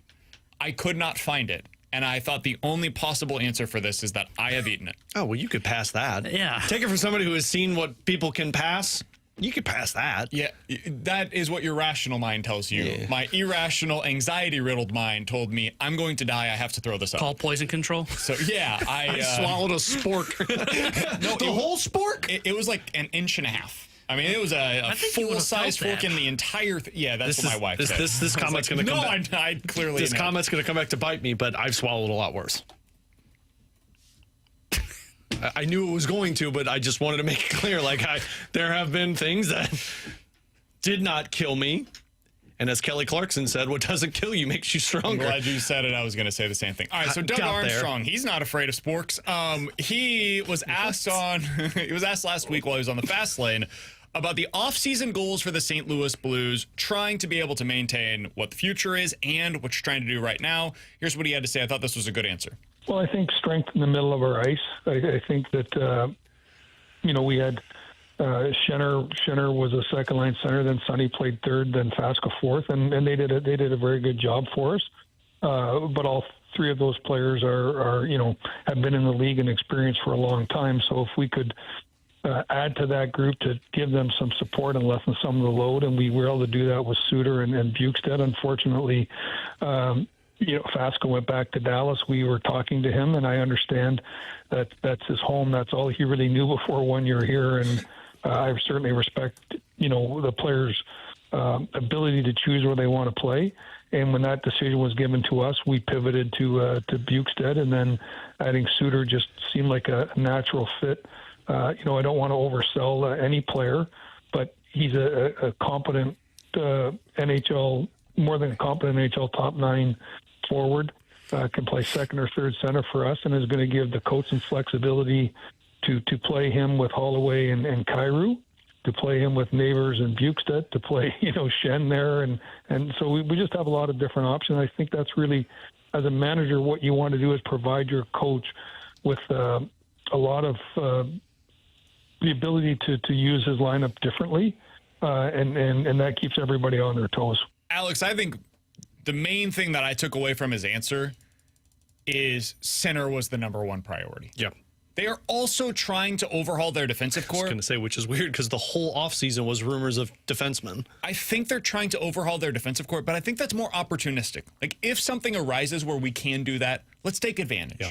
Right? That was the Mayu thing. We've got excess wingers. This guy is available. We've been talking to them about potential trade opportunities. Let's get this done. He's going to help us here and now and also into the future. So it makes a lot of sense. When you heard his answer about the Sinners and what they were hoping to be able to accomplish this offseason and what they actually did, how would you evaluate their goals and what they were able to do? I mean, I would look at what they accomplished this offseason and give them an A. What you did was you created more outs for your team. You created more of a safety blanket for your roster to where you're not forced into playing guys in roles that don't improve your team 5% more. That doesn't force you into putting Dalibor Dvorsky on this NHL roster. Like Radek Faksa last season was great defensively and put up 15 points in 70 games. You are bringing in the exact same, if not better, defensive centerman, but also adding close to 30 more points to what Radek Faksa had for you. And then with Oskar Sundqvist, if he's forced into a winger role or a 13th forward role, he had 20 points in 67 games and really didn't contribute much offensively. Now you're adding in a Nick Bjugstad who's big, who can play defensively for you, but can generate more offense. Like, you added more offense while maintaining the same level of defense to your center position. You got bigger down the middle, which is what most teams that win Stanley Cups want to do. Go look at what this offseason was. Everybody wanted centermen. And you also created more outs so that if Schenn gets injured, well, now I got a Suter who could play in my second line role rather than an Oskar Sundqvist. If Bjugstad gets injured, well, now I don't have to force Dvorsky up to the NHL level if he doesn't make the team. Now I got Sundqvist there. You created more outs for Jim Montgomery, and frankly, in the biggest strength of your team is versatility now. Do you think Bjugstad is a center for this team? On opening night, do you think the plan is... Let me ask that a different way. Do you think on opening night the plan is for Bjugstad to be a center? No. As of now, no. I thought it was really interesting that he said Schenn could be centering a line with Neighbors and Bjugstad. Yeah, they're big. Like, it's a really interesting line. Bjugstad, like, you were bringing Bjugstad in to have the ability to play center, but I am using that 6'6" frame to be a guy who can score goals. And if the Blues saw Bjugstad and said, you know what, we can work with this. I know last year wasn't great, but 2 years ago, man, he was a 20-goal scorer for Utah/Arizona. And the year before that, played with Edmonton and with Arizona and was a 17-goal scorer. Bolduc had the shot. Nobody on this team has the size that Bjugstad has. And now I can absolutely, this is why I tweeted this out when the Suter signing happened, BK, of what I thought the lines are going to look like on opening night. And everyone was up in arms because I said Bjugstad was your third-line winger. It's like, man, this makes the most sense for the team now. Absolutely. I do think Doug Armstrong left an opening of Dvorsky making this team out of camp. But Dvorsky's got to outperform against Bjugstad. He's got to outperform Sundqvist, Joseph, and Texier. But, yeah, I think Sundqvist is your fourth-line center. And as the season goes on and the wear and tear creates more of a problem, Bjugstad drops down and you put a Texier or a Joseph or a Dvorsky on that third line. And then you could have, like, Toropchenko, Bjugstad, Sonny as your fourth line. Which is also very dangerous. Look at the size on that line potentially. And that would require potentially Dvorsky or Texier to be on that third line. There's a lot of different ways that they can configure this lineup depending on what they need on any given night. And Suter really allows for that flexibility. Bjugstad helps as well, but Suter is the one that really opens that up. A+. I would give them an A+ for what they were able to accomplish this offseason. You didn't sign any long-term commitments. So you left that long-term flexibility there. You maintain that. And in the short term, I think you are significantly better today than you were going into last year. I agree. Significantly better. I can't believe what he was able to pull off here. We haven't talked since they signed Suter. I haven't been on the air since they signed Suter. That contract is one of the best that I've seen the Blues sign under Doug Armstrong's tenure. It's just absurd. I still don't understand how nobody beat that contract for this player. He scored 25 goals last season, guys. And it wasn't just a out of nowhere, oh my God, who is this player? No, he's been a consistent 15-goal scorer every year of his NHL career. He does nothing on the power play. Don't expect him to. But he's outstanding at 5-on-5 offense. And you know what this team really lacked at times last year? 5-on-5 offense. He can play with Holloway and Kyrou if you'd like to put him up there. Or he can drop down to the third line and just be a really nice goal-scoring producer, drive-producing player next to Neighbors, and whether that be Bjugstad or Joseph or Texier or Dvorsky, whoever is that third-line winger, I don't think they could have done any better at accomplishing this goal. Yeah. And they might have another winger that could make his way into this mix, Alex. Yeah. Who's that? Is that Dvorsky? Is that Stenberg? Let's take a listen to what Doug Armstrong had to say when asked this question by Kerry Davis. Doug, you all drafted Justin Carpenter with the 19th pick. Is it a foregone conclusion that he's going to be in the minors, or does he have an outside chance to potentially make the team if he shows up in camp? You must have been standing behind Monty and I today. I said to Monty, I said, just watching him today, I said, he's going to make it hard on us. You know, we don't put a lot of 19-year-olds or 18-year-olds at that point, 19-year-olds on our team. But he looked very impressive against his age group. Now we're going to see how that transfers to the men. But we were, I'm very impressed by his ability and his desire to go into hard areas to score. He does not have a child's body. He's got a man's body. He's got power, and he's got girth. So I think he's going to be able to come in here and push. And he has to make a decision, though, whether he wants to play junior hockey, which would get him in training camp. He's considering college hockey also, which would not get him in training camp. So that's a decision that we'll sit with him and discuss what ultimately he and his family will make. But if he's in camp, I'm not going to be shocked if he makes some noise. Just talking to him when he walked out of that studio with us last week, yeah, I could see it. Now, I was going back through this to try and find, like, the last time a 19-year-old made... I'd be shocked if he makes this team. I would be absolutely floored if he made this team. But, like, everywhere that I've read about this player, this guy should have been a top 10 pick. Yes. And top 10 picks, it's not wild to think can make the team the year that they were drafted. The real part of what Doug Armstrong said there is, where does he decide to go? Because if he decides to go to juniors, then he'll be at training camp. And guess what? He can absolutely outplay a lot of people at training camp to make it to the final day of cut. And remember, there's a 9-day trial period if you're in juniors to where you could play in the NHL and then go back to juniors. If he goes to college, he's not at training camp. So you don't even get to see what that looks like. And again, I don't think this is going to happen.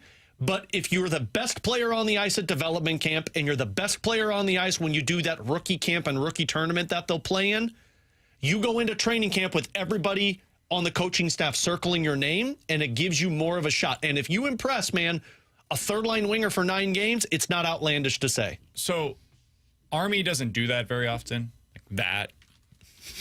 I'm going to laugh and actually like start the hype train a little bit. You don't hear that a whole lot. Army more often than not says like, hey, teams fail players more than players fail teams. We're not going to rush this. He goes through that whole thing. That's what he's done with Dvorsky as well. He shouldn't shoot down the possibility. That would be bad form. You want there to be a carrot out there for the player, and he's still got to make the decision on juniors versus college, all these different things. I would be pretty surprised if he makes it, but man, when we saw the kid, he does have a grown man's body. He looks the part of an NHL player. He's bigger already than many of the players on the team currently. Yeah. He's bigger than Snuggerud. He's bigger than Bolduc. Yeah. He's bigger than Bolduc. He's a little bigger than Dvorsky, and Dvorsky's a lot bigger than you would expect. Yeah. He's thick. Like, he's built like an NHL body. He's built like a running back. Which is why he said that. And he talks like a 27-year-old. He seems to have the mindset that could play up quicker than otherwise you would probably expect.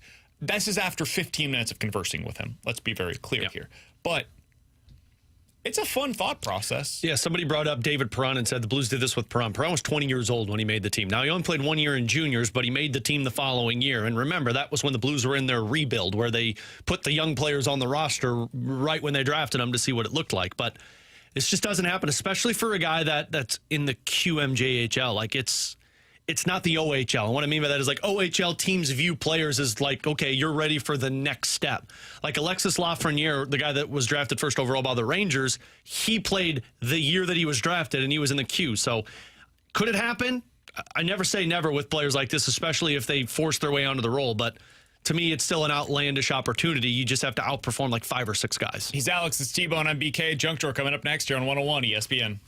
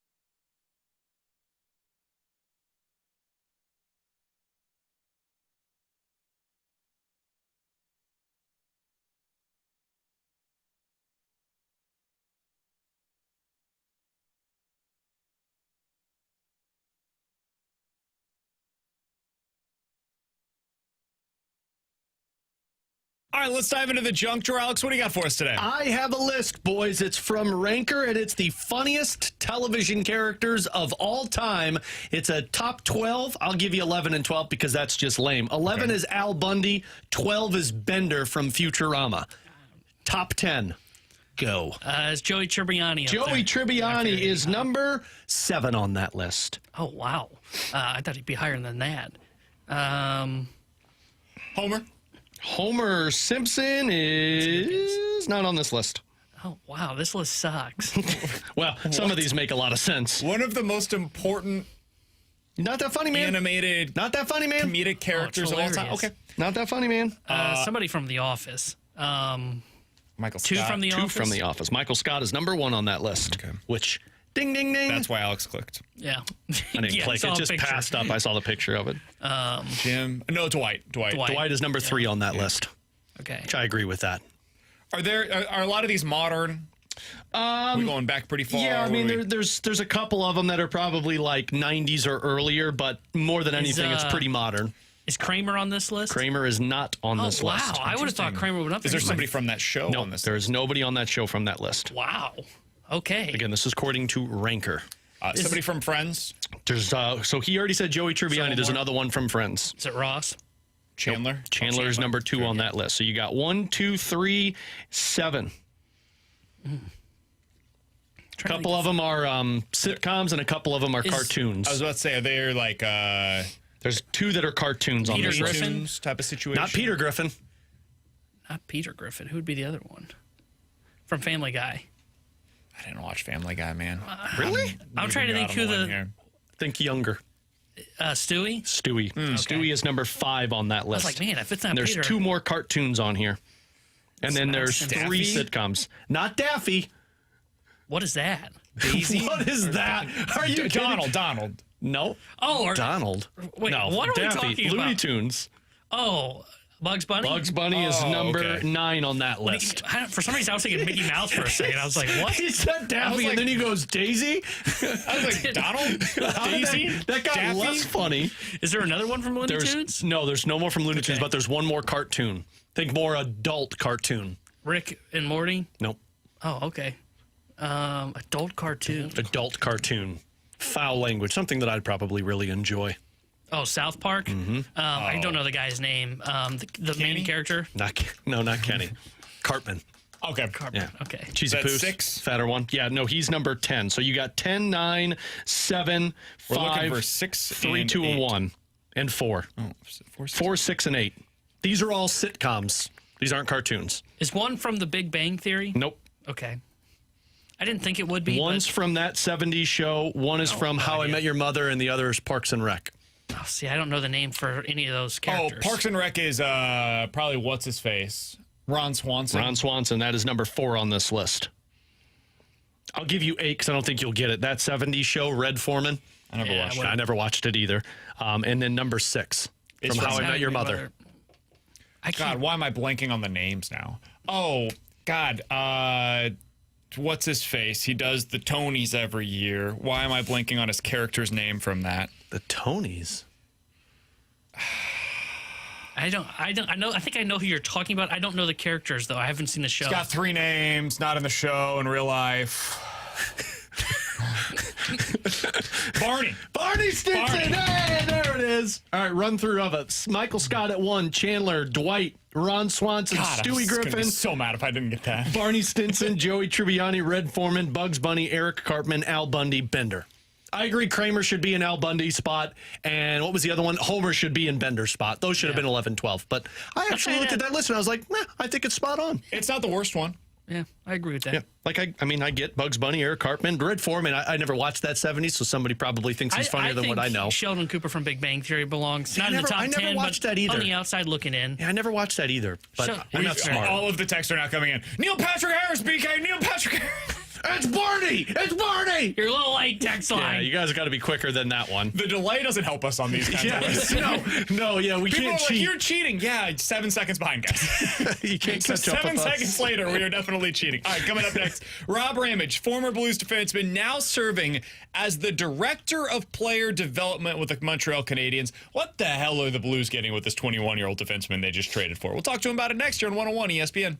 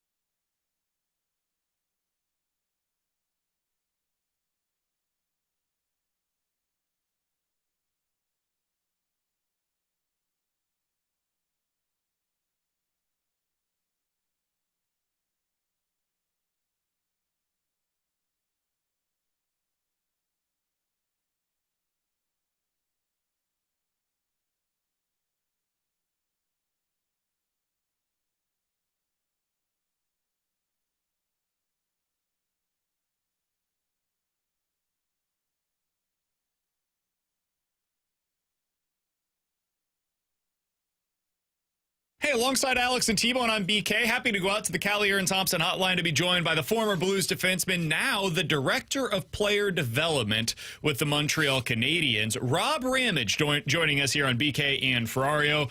Rob, we sincerely appreciate the time. Last week, a couple of weeks ago now, the Blues acquired a defenseman in Logan Mailloux from the Montreal Canadiens, so we wanted to be able to reach out to you to ask you a little bit about what the Blues are getting in return. So let's open up with that, and again, thanks for the time. What can you tell us about the player the Blues acquired in Logan Mailloux from your experience working with him in that development system? Well, he's on the other team now, guys, so I'm not going to Maybe too much. Talk him down a little bit here, Rob. Yeah. Trade already went through, Rob. You got a good for it, all right? We're all real proud of you. Well, hey, let's hope it's a win-win for both teams. They get to match up against each other in the Stanley Cup Finals someday. So we'll take that. How about that? We'd sign up for that. That's for sure. That's how it goes, though, isn't it, Rob? When you make hockey trades like that in the NHL, like you have to give to get. And it seems like a lot of Blues fans were disappointed about Zach Bolduc, but the excitement / frustration from the Montreal fans' perspective sounded like the Blues are getting back something that could contribute very soon.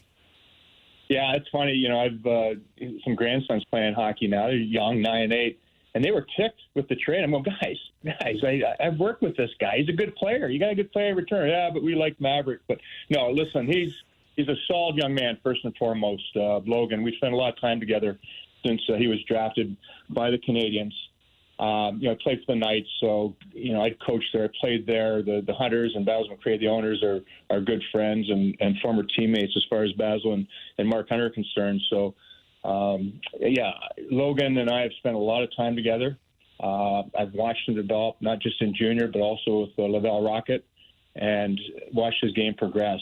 And, you know, he's 6'3", like about 215, great shape.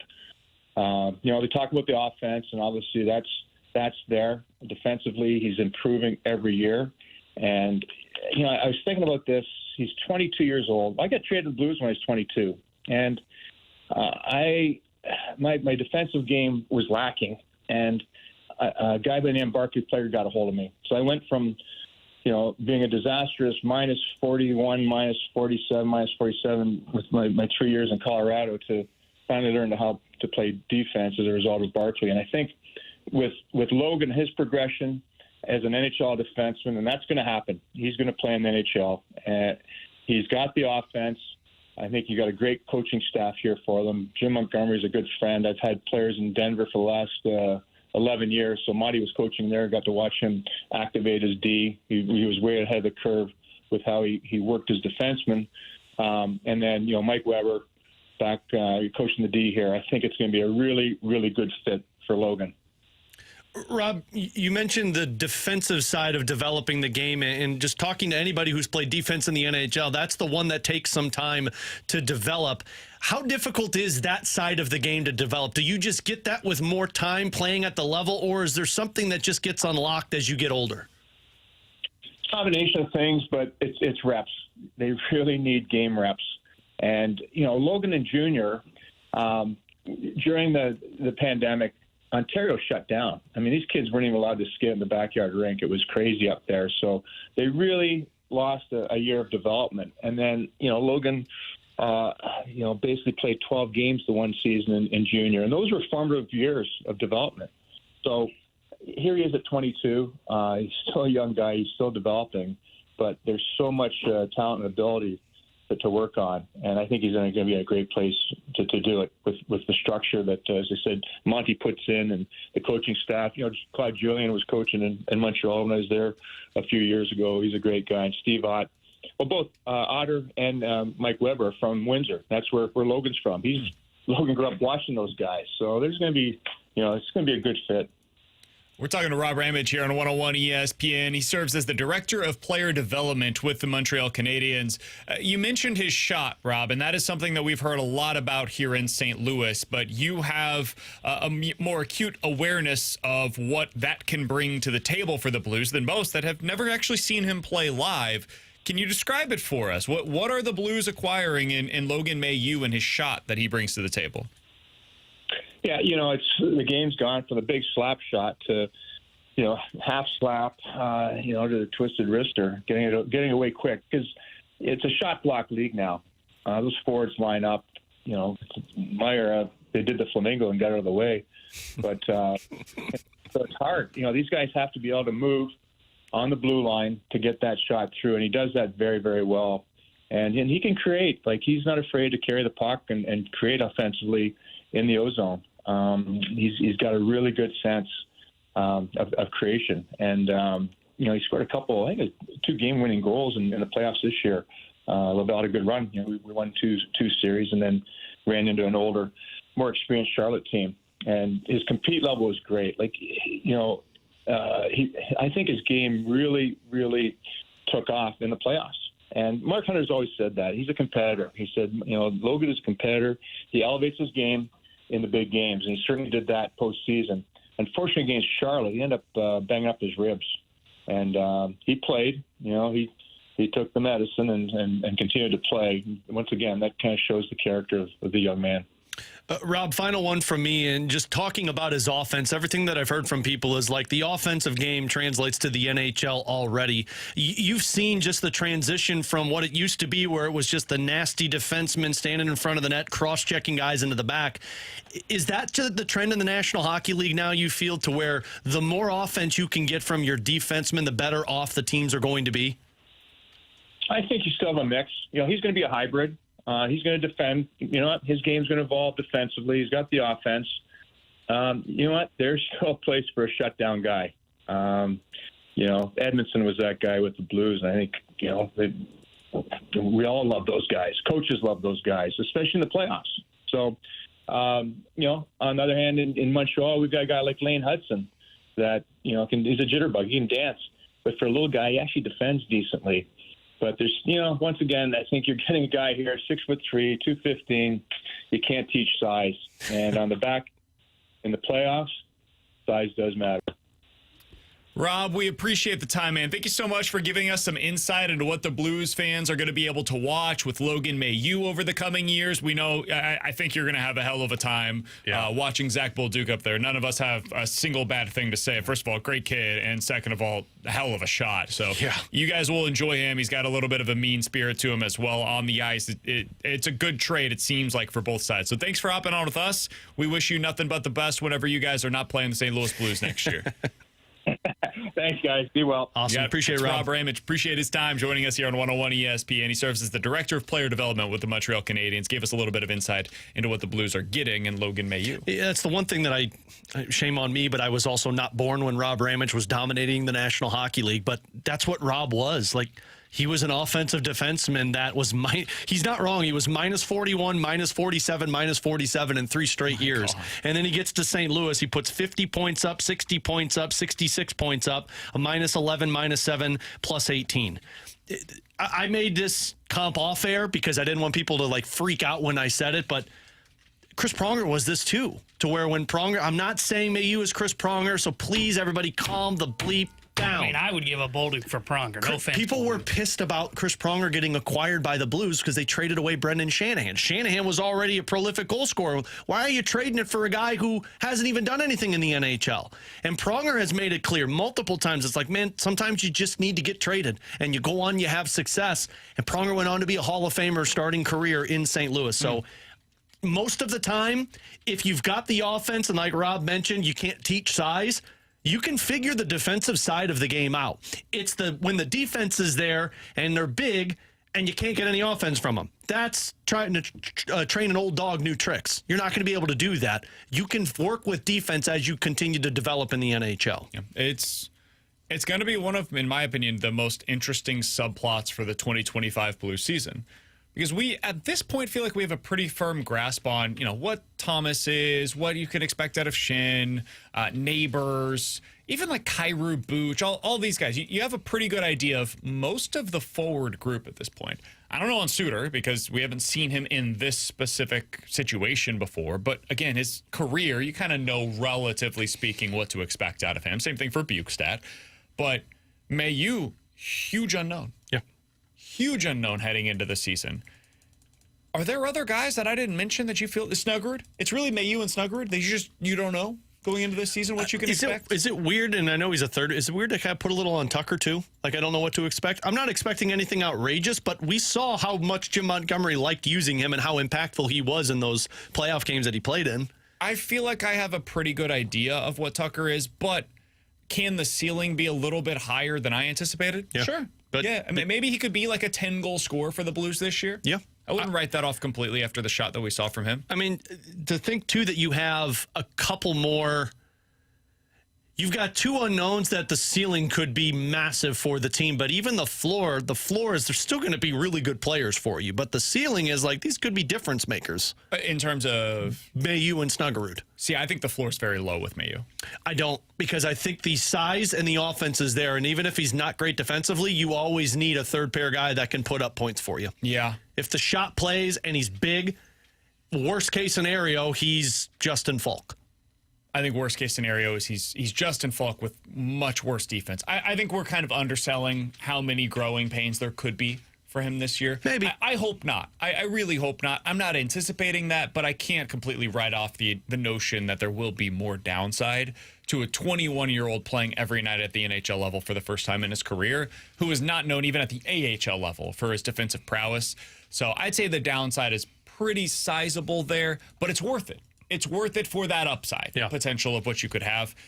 And then I think Snuggerud, like I don't see a whole lot of downside there. We saw him go up in the playoffs and he wasn't a net negative. I think Snuggerud, I don't have a whole lot of. Again, I get way too excited about this stuff, but I think I could just write in pen 20 goals from Snuggerud. I think that's and right. then you're going north from there, hoping that there's more. I thought you were going to say 30. No. And I was going to have to push back and be like, Alex, let's relax a little bit. Yeah, 20 goals I think you can write in pen. Yeah, absolutely. He's Alex. That's T-Bone on BK. In 15 minutes, we'll talk to Katie Wu. She's the Cardinals insider for The Athletic. We'll get her perspective on the Fedde start from yesterday, what it means for the Cardinals with their pitching, and when she heard John Mozeliak this weekend say, hey, biggest issue for the Cardinals right now, biggest question leading into the trade deadline is our offense. Do we have the ability to consistently score runs? Did she agree with that assessment? We'll talk about that with Katie Wu in 15 minutes. Coming up next, 314-399-9646 is the Air Comfort Service text line for In or Out here on 101 ESPN.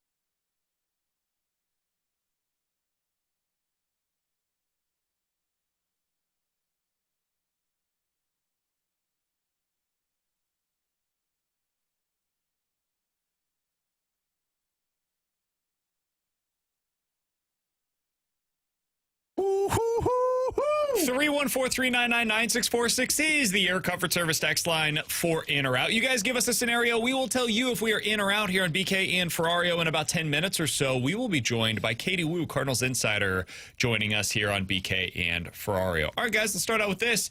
In or out, J.J. Weatherholt will be the Cardinals' second baseman at the major league level this time next year. J.J. Weatherholt, Cardinals' second baseman at the major league level this time next year. Out. I think he'll be their third baseman. Okay. I think Brendan Donovan's your second baseman next year. But in on him being on the infield next season. So many follow-ups, but I will go ahead and just allow that to Nolan sit. Arenado's going to get traded in the offseason, and Donovan can't go to the outfield. Nolan Gorman's traded away. What other questions? Cool. You answered it. Yeah. I don't think I had another one. Any follow-ups? Any more brain busters? If you give me more time, I could come up with more. I will say in. I mean, the way that he's tracking right now, I expect he's going to be at AAA in like a week or two. And then he probably just needs about a year to season at AAA. So, yeah, I would say he'll probably be the second baseman about this time next year. Yeah, I'm in as well. I think he actually, excuse me, I'm agreeing with Alex's plan. Yeah. Sorry. You're dumb. I think that he will be your third baseman next year. I think the Cardinals are going to do whatever they can this offseason to move on from Arenado. That doesn't mean that it'll work. But I agree with Alex. I think that Brendan Donovan is your current and future second baseman. How could you get rid of an all-star at his position? That's what I was going to say. I need someone to generate an AI image of Chaim Bloom, like dragging a kicking and screaming Arenado out the door. I just need an AI image. To Seattle. Alex, what do you got for us? I don't care where. Guys, in or out, the Blues as a team will be top 5 in goals allowed next season. So, like, they'll be one of the 5 best, so yep. goal suppression. They had 231 goals allowed last year, which was 11th best in the NHL. 5th was 220 by the Devils. I'm going to say in because I trust that much in their head coach. I just trust Jim Montgomery is going to find a way to get this team to play really well. I'm in as well, and what's wild about this is I think people stuck to Jim Montgomery saying, look, we just need to improve at 6-on-5 and we'll be a better team next year. And everyone's like, you didn't improve at 6-on-5. I actually think they did because you got rid of Foxa, who was a 6-on-5 guy, but you brought in Pius Suter, who's better.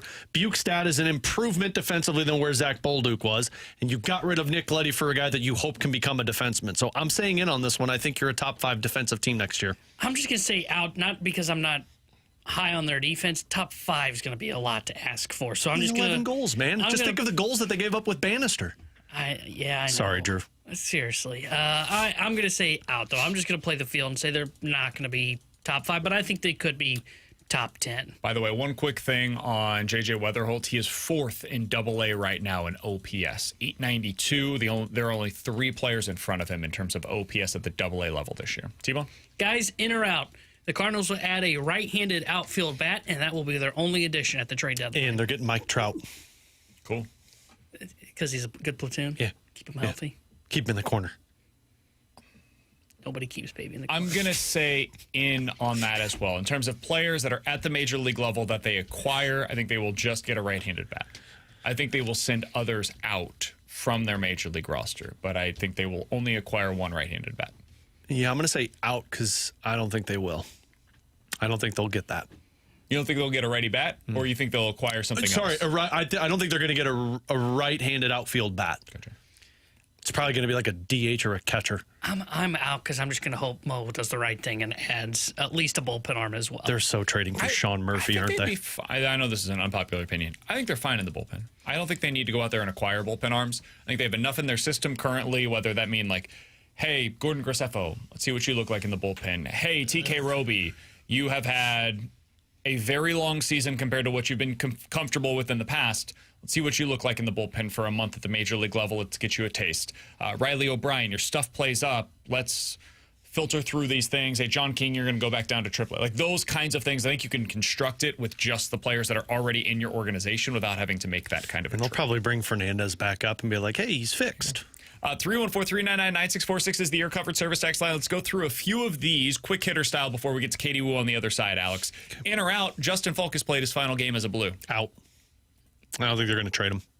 I agree. I don't think they're going to trade for Bowen Byram. Yeah. That's what this comes down to. You either get Byram and Falk's gone or Falk's here. I lean out for right now. Yeah. In or out, Fedde has thrown his final pitch for the Cardinals. In. No, I'm out. He's going to pitch again. He'll get 1 or 2 more starts before the deadline. Timing is interesting. If he goes on the IL, he basically has. Probably, if they trade him. Yeah, if anybody trades for him. Oh, you'd get one more start before the deadline. Maybe. 15 days from today would put you basically final week. You can't sell that guy. And then you put him on a rehab assignment. I think I'll say in. No, you can't sell that guy with those numbers. You got to get one more start and hope he goes 5 innings of 2 or fewer runs. I'm going to say in. I don't feel great about that answer. I don't either, but I'm going to say in, maybe just out of optimism. 314-399-9646 is the Air Comfort Service X line. Last one here, in or out. Mikolas should also be removed from the rotation. Out. Can we just stop already? In theory, in, but reality out. Yeah, in theory, in, but cool. Have fun with TK Roby as the 5th starter.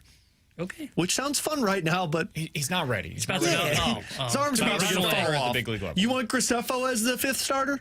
I don't want him as that other bullpen. No, I don't want him as that other bullpen. Do you want Steven Matz as a starter? Sure. No, you don't. He doesn't want to be a starter right now. He wants to stay healthy. I bet he does want to be a starter. No, you don't have anything in the minor leagues that can pitch for you as a 5. Mikolas is it. Can't we just do what the Giants did the last 2 years, which was like run out a 4-man rotation? You're 500 when he's on the mound, okay? Just keep running it out there. With Alex and T-Bone, I'm BK. Katie Wu answers some of our questions coming up next here on 101 ESPN.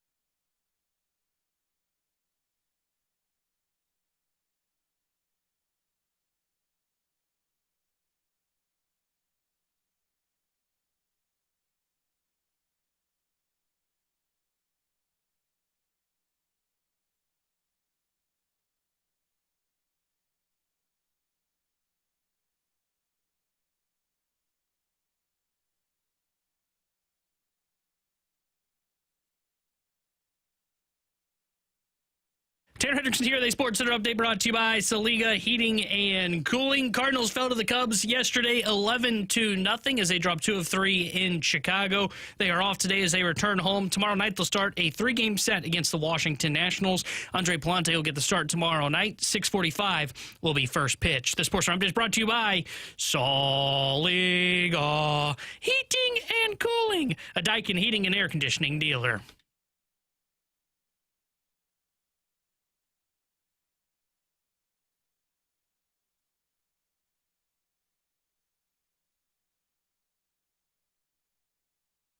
Alongside Alex and T-Bone, I'm BK. Happy to go out to the Callier and Thompson hotline to be joined by our friend, the Cardinals insider for The Athletic, and all-around great human being, but bad omen for the St. Louis Cardinals. She's Katie Wu joining us here on the show. Katie, you were not around the team in Cleveland, and things went really well. You met them in Pittsburgh, and it's been a disaster ever since. Stop stealing their offense. I just have to ask, how dare you, honestly? Who do you think you are? Look, guys, things have taken a turn in the Cleveland series. I'm not sure where we can draw some of the parallels, but I don't know if you can solely blame the fact that I was not there. But yeah, I was kind of kidding when I said, "Oh, watch me go to Pittsburgh and they'd get swept." Then they did not only get swept, but they didn't score a singular run. So that was cool. That was new. And then to go out in Chicago and just have 2 really embarrassing blowouts, especially yesterday. I thought that was maybe the worst loss I've seen from them all year. Just not a good way to start July, and we know how pivotal this month is. The organization has said it. How the rest of the season goes will hinge on their performance in July, not off to a good start at all. I'm curious if baseball players are superstitious like hockey players, because like a hockey player, if they talk to, like, say, me before a game and then they don't score for the next 10 days, they'll refuse to talk to me until they score another goal. So are players, like, refusing to talk to you? No, actually not really. Maybe because they just haven't figured that out yet. So I don't know. But yeah, it's strange, guys. I wasn't expecting that kind of performance. I didn't think, they were going to go 9-0 on the road trip. But the Pittsburgh series was not good, super flat. To quote Brendan Donovan, they sucked. And then Chicago, just 2 really disappointing games where it seemed like the starting pitching did not give, well, it didn't seem like it. It's true. The starting pitching did not give this team an opportunity from the jump. Never, don't even take into consideration the fact that the offense has been just as bad. All around, really poor weekend, really poor showing for St. Louis. Yeah, we opened our show today, Katie, by talking about the 2 bad starts, right? Fedde yesterday, Mikolas on Friday. They were both bad, but bad in different ways. Fedde yesterday was non-competitive, couldn't even get you through the second inning. Mikolas, at least, listen, this is me polishing up what was a really bad start. I'm not trying to make it sound like it was better than it was, but he at least saved your bullpen a little bit, got you deeper into that game, and that's useful, if nothing else. Fedde in his past 3 starts has allowed 17 earned runs in 10 innings pitched. I mean, that's not usable as a starter. And after the game, I found it interesting that Ollie was as open and honest as he was on camera, where he said, listen, like, we've got to figure something out because what we're doing right now is not working. Do you think Fedde takes his next start for the Cardinals, Katie? And if not, have we seen Erick Fedde make his final start in a Cardinals uniform, in your opinion? I don't think we've seen Erick Fedde make his final start in a Cardinals uniform, but I do not think he should take his last start heading into the All-Star break. That's scheduled for Saturday against the Braves. You have an opportunity to just give Fedde a reset. It's clear he's not just right physically, but mentally too. He said it, and I'll back up a little bit here. Miles Mikolas and Erick Fedde have not had good Junes. They did not get off to a good start in July. It's not been good. But and I know fans don't really want to hear this. They have been total professionals about this. They're not hiding away from it. They're embarrassed. I think the word Mikolas used to describe his first 3 innings in Chicago was trash. Erick Fedde called it inexcusable. They know that this is not good enough, not close enough. And if the Cardinals now need to have that same energy and make some changes in their rotation, even if it's just to get through the week into the All-Star break, you can skip Fedde's last start. I'm more inclined to throw Mikolas out there one more time because it looked like the Cubs had a couple tells in the first 3 innings. And then, you had, not to make this any better than it was, allowed just 1 run over his final 3. So it gives me some sense a little bit that he can just get through one more start. I do not share that same feelings for Fedde right now. You can make a change in your rotation, again, even if it's just to get you to the All-Star break and then have a more serious conversation. But if you're going to do that, Fedde should not take that start. Michael McGreevy should. I understood what the organization was doing in April. It was the right call to protect depth and make sure you had enough production to get to the middle of the season. They are in the middle of the season. It no longer makes sense to do so. You have to win these games if you are going to hinge your deadline plans on them and publicly state them as such. I don't know what message you're sending to the clubhouse or the fan base if you don't do that. So, no, he should not make his next start on Saturday. You should start McGreevy. Let's see if the Cardinals do that. You kind of answered my question there, Katie, of do you think the Cardinals regret keeping Erick Fedde? But when you get to this trade deadline, I mean, his stock is probably as low as you could ever ask it to be. I'm not sure if you can get anything in return for him. Do you feel like Major League Baseball views it the same way? I don't know. It's pretty low right now, I'll tell you that. But we don't really know what the market looks like, and we probably won't until after the draft, as we talked about this with John Mozeliak on Friday at Wrigley Field. With the draft being just kind of next week in the middle of baseball's busiest transactional time, I still don't think we're going to know what the market looks like for any areas until right after that when the second half kicks off, and then we're going to have just 2 weeks of craziness. But starting pitching is always in demand, no matter how good it is. I do recall the Cardinals once trading for John Lester. So it's not zero. It worked. And teams are desperate for health. J-Hap, right? And it worked. I don't know how, but it worked. Contending teams are just desperate for arms at this point, and Erick Fedde has been healthy, just not very productive over the last month or so. So we'll see. I don't think they made any definitive decisions about his future, but I do think, as Ollie Marmol said yesterday, they're going to take this off day to review the situation. It did not sound super confident that they'd even like him to take that start on Saturday. So we'll see how that goes. Katie, I thought in your story, your write-up that you had following that conversation with John Mozeliak, you had a really interesting quote from Mo. He said, as you approach the trading deadline, usually it's about having to find more pitching. I think as we stand here today, it's, are we going to have the ability to score runs consistently?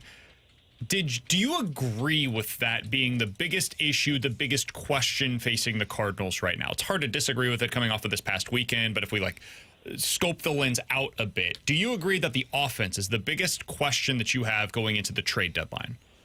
It's the biggest question, yes, because you can look at the rotation, but again, there is an obvious answer to that problem, so I would not consider the rotation a question. They have their solution. They don't necessarily have their solution from the offensive side, and if we didn't know this already, what we have seen since Ivan Herrera went down with that hamstring strain is that he is very much an impact bat. I mean, it has just been dreadful offensively, 6 shutouts in their last 11 games, and out of fairness, a lot of guys are playing through a lot of things right now. Nolan Arenado unable to go for most of the week. He's dealing with that finger from Pittsburgh, some shoulder, bicep impingement.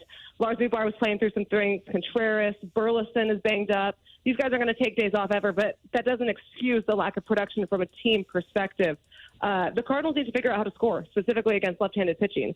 And it does not seem like right now they have, as currently constructed, a viable solution for that. And maybe you go out, if they're even in a position to buy, and you look and you add the risk of doing that is one, we don't really know what that market looks like. We just talked about this. 2, you're probably only looking for a veteran rental, so that really limits your pool. I don't think John Mozeliak is going to do anything that extends into 2026 unless Chaim Bloom signs off on it. And 3, you add this bat at the risk of taking away at-bats from other players that you'd want to see. I asked Mo about this, and he said, I don't envision us doing that and in terms of taking away at-bats. So you're really looking for a Pozo, if you will, in terms of production, just with a little bit more positional flexibility. So the best thing for the Cardinals to do right now before they make that decision is try to find something going offensively, hope that guys get healthy. Ivan Herrera should start a rehab assignment maybe as early as next week. That will help. Jordan Walker figuring things out in Springfield, but that might take a little bit. They have, no rush to bring him up off his rehab assignment as well. We hear this all the time when we roll our eyes. Getting a player back off the injured list is just like making a trade. It's not, okay? It's not. But the Cardinals are trying to see what they have internally so they don't feel like they need to go add. Their performance leading into the All-Star break will dictate if they should or if they will even buy come July 31st. All right, Katie, we'll get you out of here on this. You mentioned Jordan Walker. I do want to ask a follow-up question on something that I saw. I can't remember who specifically reported this, but something about he'll be back within the next couple of weeks. He's working right now with the AA staff for some kind of an adjustment that he's making with his swing. Can you explain to us what the Cardinals' current view is with Walker? Because in an ideal world, right-handed bat, playing in the outfield. He makes a ton of sense for what's plaguing the roster right now. This is not an ideal world because Jordan Walker has not been particularly productive this season, but now it's Garrett Hampson that's getting those opportunities in the outfield. What's going on with Walker? Can you give us a little bit of insight into this? Yeah, I would agree with you. He hasn't produced. He hasn't made any of the adjustments that the Cardinals have wanted him to. I know he's had some really bad luck injury-wise, but it's July 6th, 7th, and multiple players have taken multiple steps forward. You look at the progression of a guy like Herrera or Burleson, Nolan Gorman really figuring out lately. And Walker has still kind of remained the same since April. So appendicitis, serious thing. We know that they're not going to rush him back from that. They sent him to Springfield, not Memphis, notably because the facilities in Springfield are better. And what Russ Steinhorn is doing, the minor league hitting coordinator, I think they have a great relationship, him and Jordan Walker. And it's easier to break these things down in person. This is a great opportunity for Jordan Walker in a lower level environment to go out and work on these changes in real time without the pressures of the major league environment, because right now the Cardinals are very much playing for their season. And you think the guys don't know that? I promise you they do. There's no rush to get Jordan Walker up here right now because how he was swinging the bat before the injuries didn't lead to any production anyway, so he'd sit the bench because the Cardinals are very much trying to win these games, even if their play right now does not suggest that. But they're confident that they're going to get some time with Walker. He'll get what he needs in Springfield. There's no rush to bring him up. We might not even see him before the All-Star break unless they feel like they have to. It hasn't been going particularly well from a box score perspective in Springfield, but that is usually the result of making some swing changes and trying to make adjustments. So it is still a rehab assignment, but it's also kind of a breather for Walker because if the Cardinals are going to compete, they need an impact right-handed bat other than Herrera. They were hoping to get that from Walker. They haven't yet. Katie, we appreciate the time as always. Hopefully next week when we talk, it's under better circumstances and the Cardinals have, more than one game and hopefully not been shut out 4 of the next 6. So fingers crossed with that, but at least you'll be at home, so enjoy that. Yeah, well, hey, we can all dream, right? Dream big. That's right. Dream we always big. do on this show. We always do. Reach for the stars. You just might hit the moon, something like that. You miss 100% of the shots you don't take. Michael Scott once said that. Katie, appreciate the time. We'll talk with you next week. You got it, guys. Talk to you later. Take it easy. That's Katie Wu joining us as she does each and every Monday here on BK and Ferrario. Jordan Walker, since going down to Double-A, is 2 for 18, 2 doubles, though.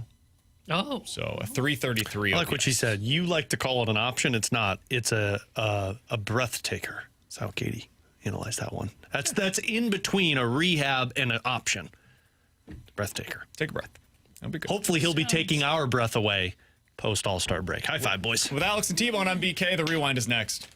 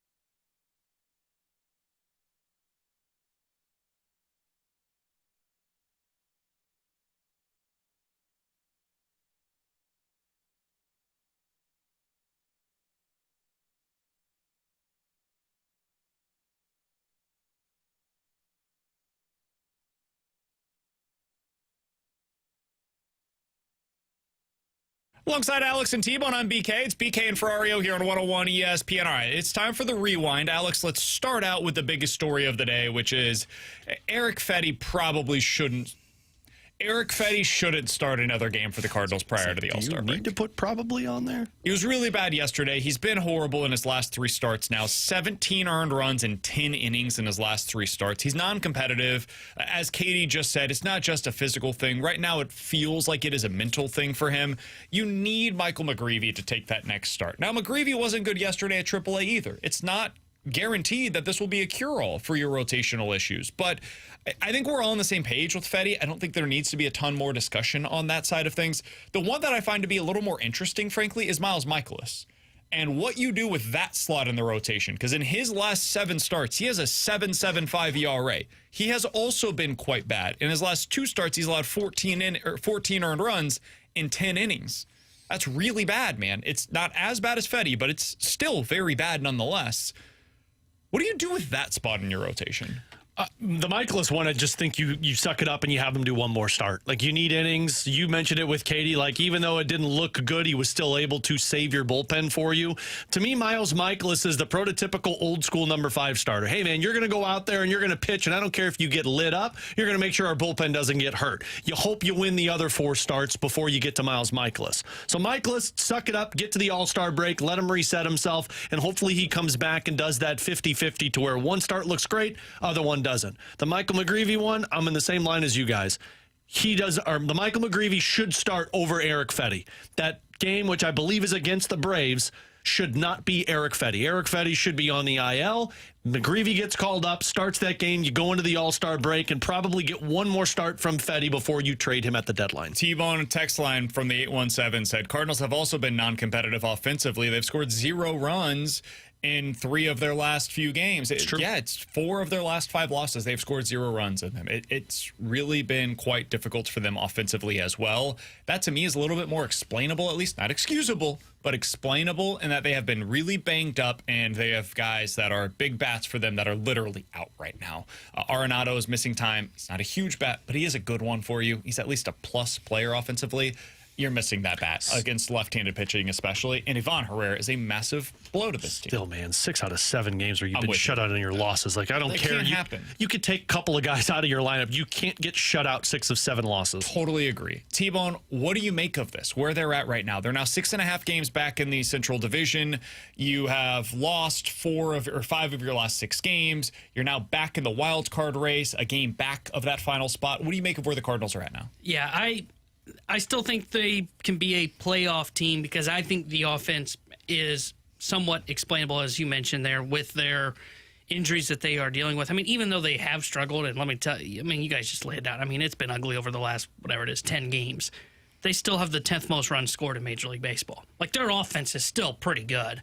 And that's what's going to keep them afloat. It's just going to come down to me, like, if they're going to be a playoff team, to me, they have to get better pitching. And whether they think that comes internally from McGreevy, I'm a little bit skeptical of that because, as we've seen, he pitches to contact, and he's going to have games where he gets hit around a little bit because he doesn't miss a lot of bats. I don't know if he's enough of an upgrade, but it's certainly the thing that they have to try at minimum first this time around with Erick Fedde. In 1 minute, we'll give you a shot to score a pair of 4-day passes for Major League Pickleball, sponsored by Stella Artois, next Thursday, July 17th through Sunday, July the 20th. That's coming up at Chaffetz Arena. It's hosted by hometown St. Louis Shock. This event will be the largest indoor pro pickleball event ever. 101 ESPN listeners can also get a discount on single-day and 4-day tickets by using the code WXOS. All details for that can be found at 101ESPN.com. We'll give you a chance to score a 4-day pass for that coming up here in just a moment. Alex, on the Bowen Byram side of things, the update for Blues fans: he's going to arbitration. He's going to get a 1 or 2 year contract if he sticks with the Buffalo Sabres. The update over the weekend: hey, Blues still interested. Do you think this is something they will get done with Bowen Byram? No. I still think there's a really good shot of it happening. To me, where they're at right now in this stage is the Blues have presented their best offer to Buffalo that they're not going to go over. They're going to tell Buffalo, here's what the deal is. Either accept it or we're moving on. And Buffalo's got to decide what they want to do, because once this season starts, the trade value drops tremendously on Bowen Byram now with this arbitration thing. Would you guess the Blues are offering futures and the Sabres are saying we only want players that can help us right now? Futures / Justin Falk. Sure. That's what I would imagine they're offering the team and saying, this is the best offer you got. You can't have Jake Neighbors. You can't have Jimmy Snuggerud or Dylan Holloway. Here's what we have to offer. Accept it, or we're moving into the season with our team. It's my guess as well, and my assumption here is this is all going to come down to Buffalo. Yep. If Buffalo caves, Bowen Byram will be a Blue. If Buffalo doesn't cave, I think he's going to be in Buffalo for the next 2 years, and then they can decide what to do. Also comes down to the other teams willing to offer. Like San Jose's involved in it. San Jose has no NHL-ready players. Vegas offering, they've got no NHL-ready players. So it might leave the Blues all by themselves. Now is your chance to score a pair of 4-day passes for the pickleball event sponsored by Stella Artois. That's coming up next Thursday, July 17th at Chaffetz Arena. It is going to be the biggest pickleball pro indoor event ever. You are potentially going to be somebody that can go to that event right now. 314-399-9646 is the Air Comfort Service text line. Over the weekend, I thought I swallowed something. What was that something? If you know the answer to that question in your texture number 101, text line. Only the correct answer can win. Poor Grant Francis. If you're texture number 101 and you have the correct answer, good God, you're man, getting that pair of 4-day passes for the pickleball event. We'll talk to you guys tomorrow. Fast Lane's coming up next.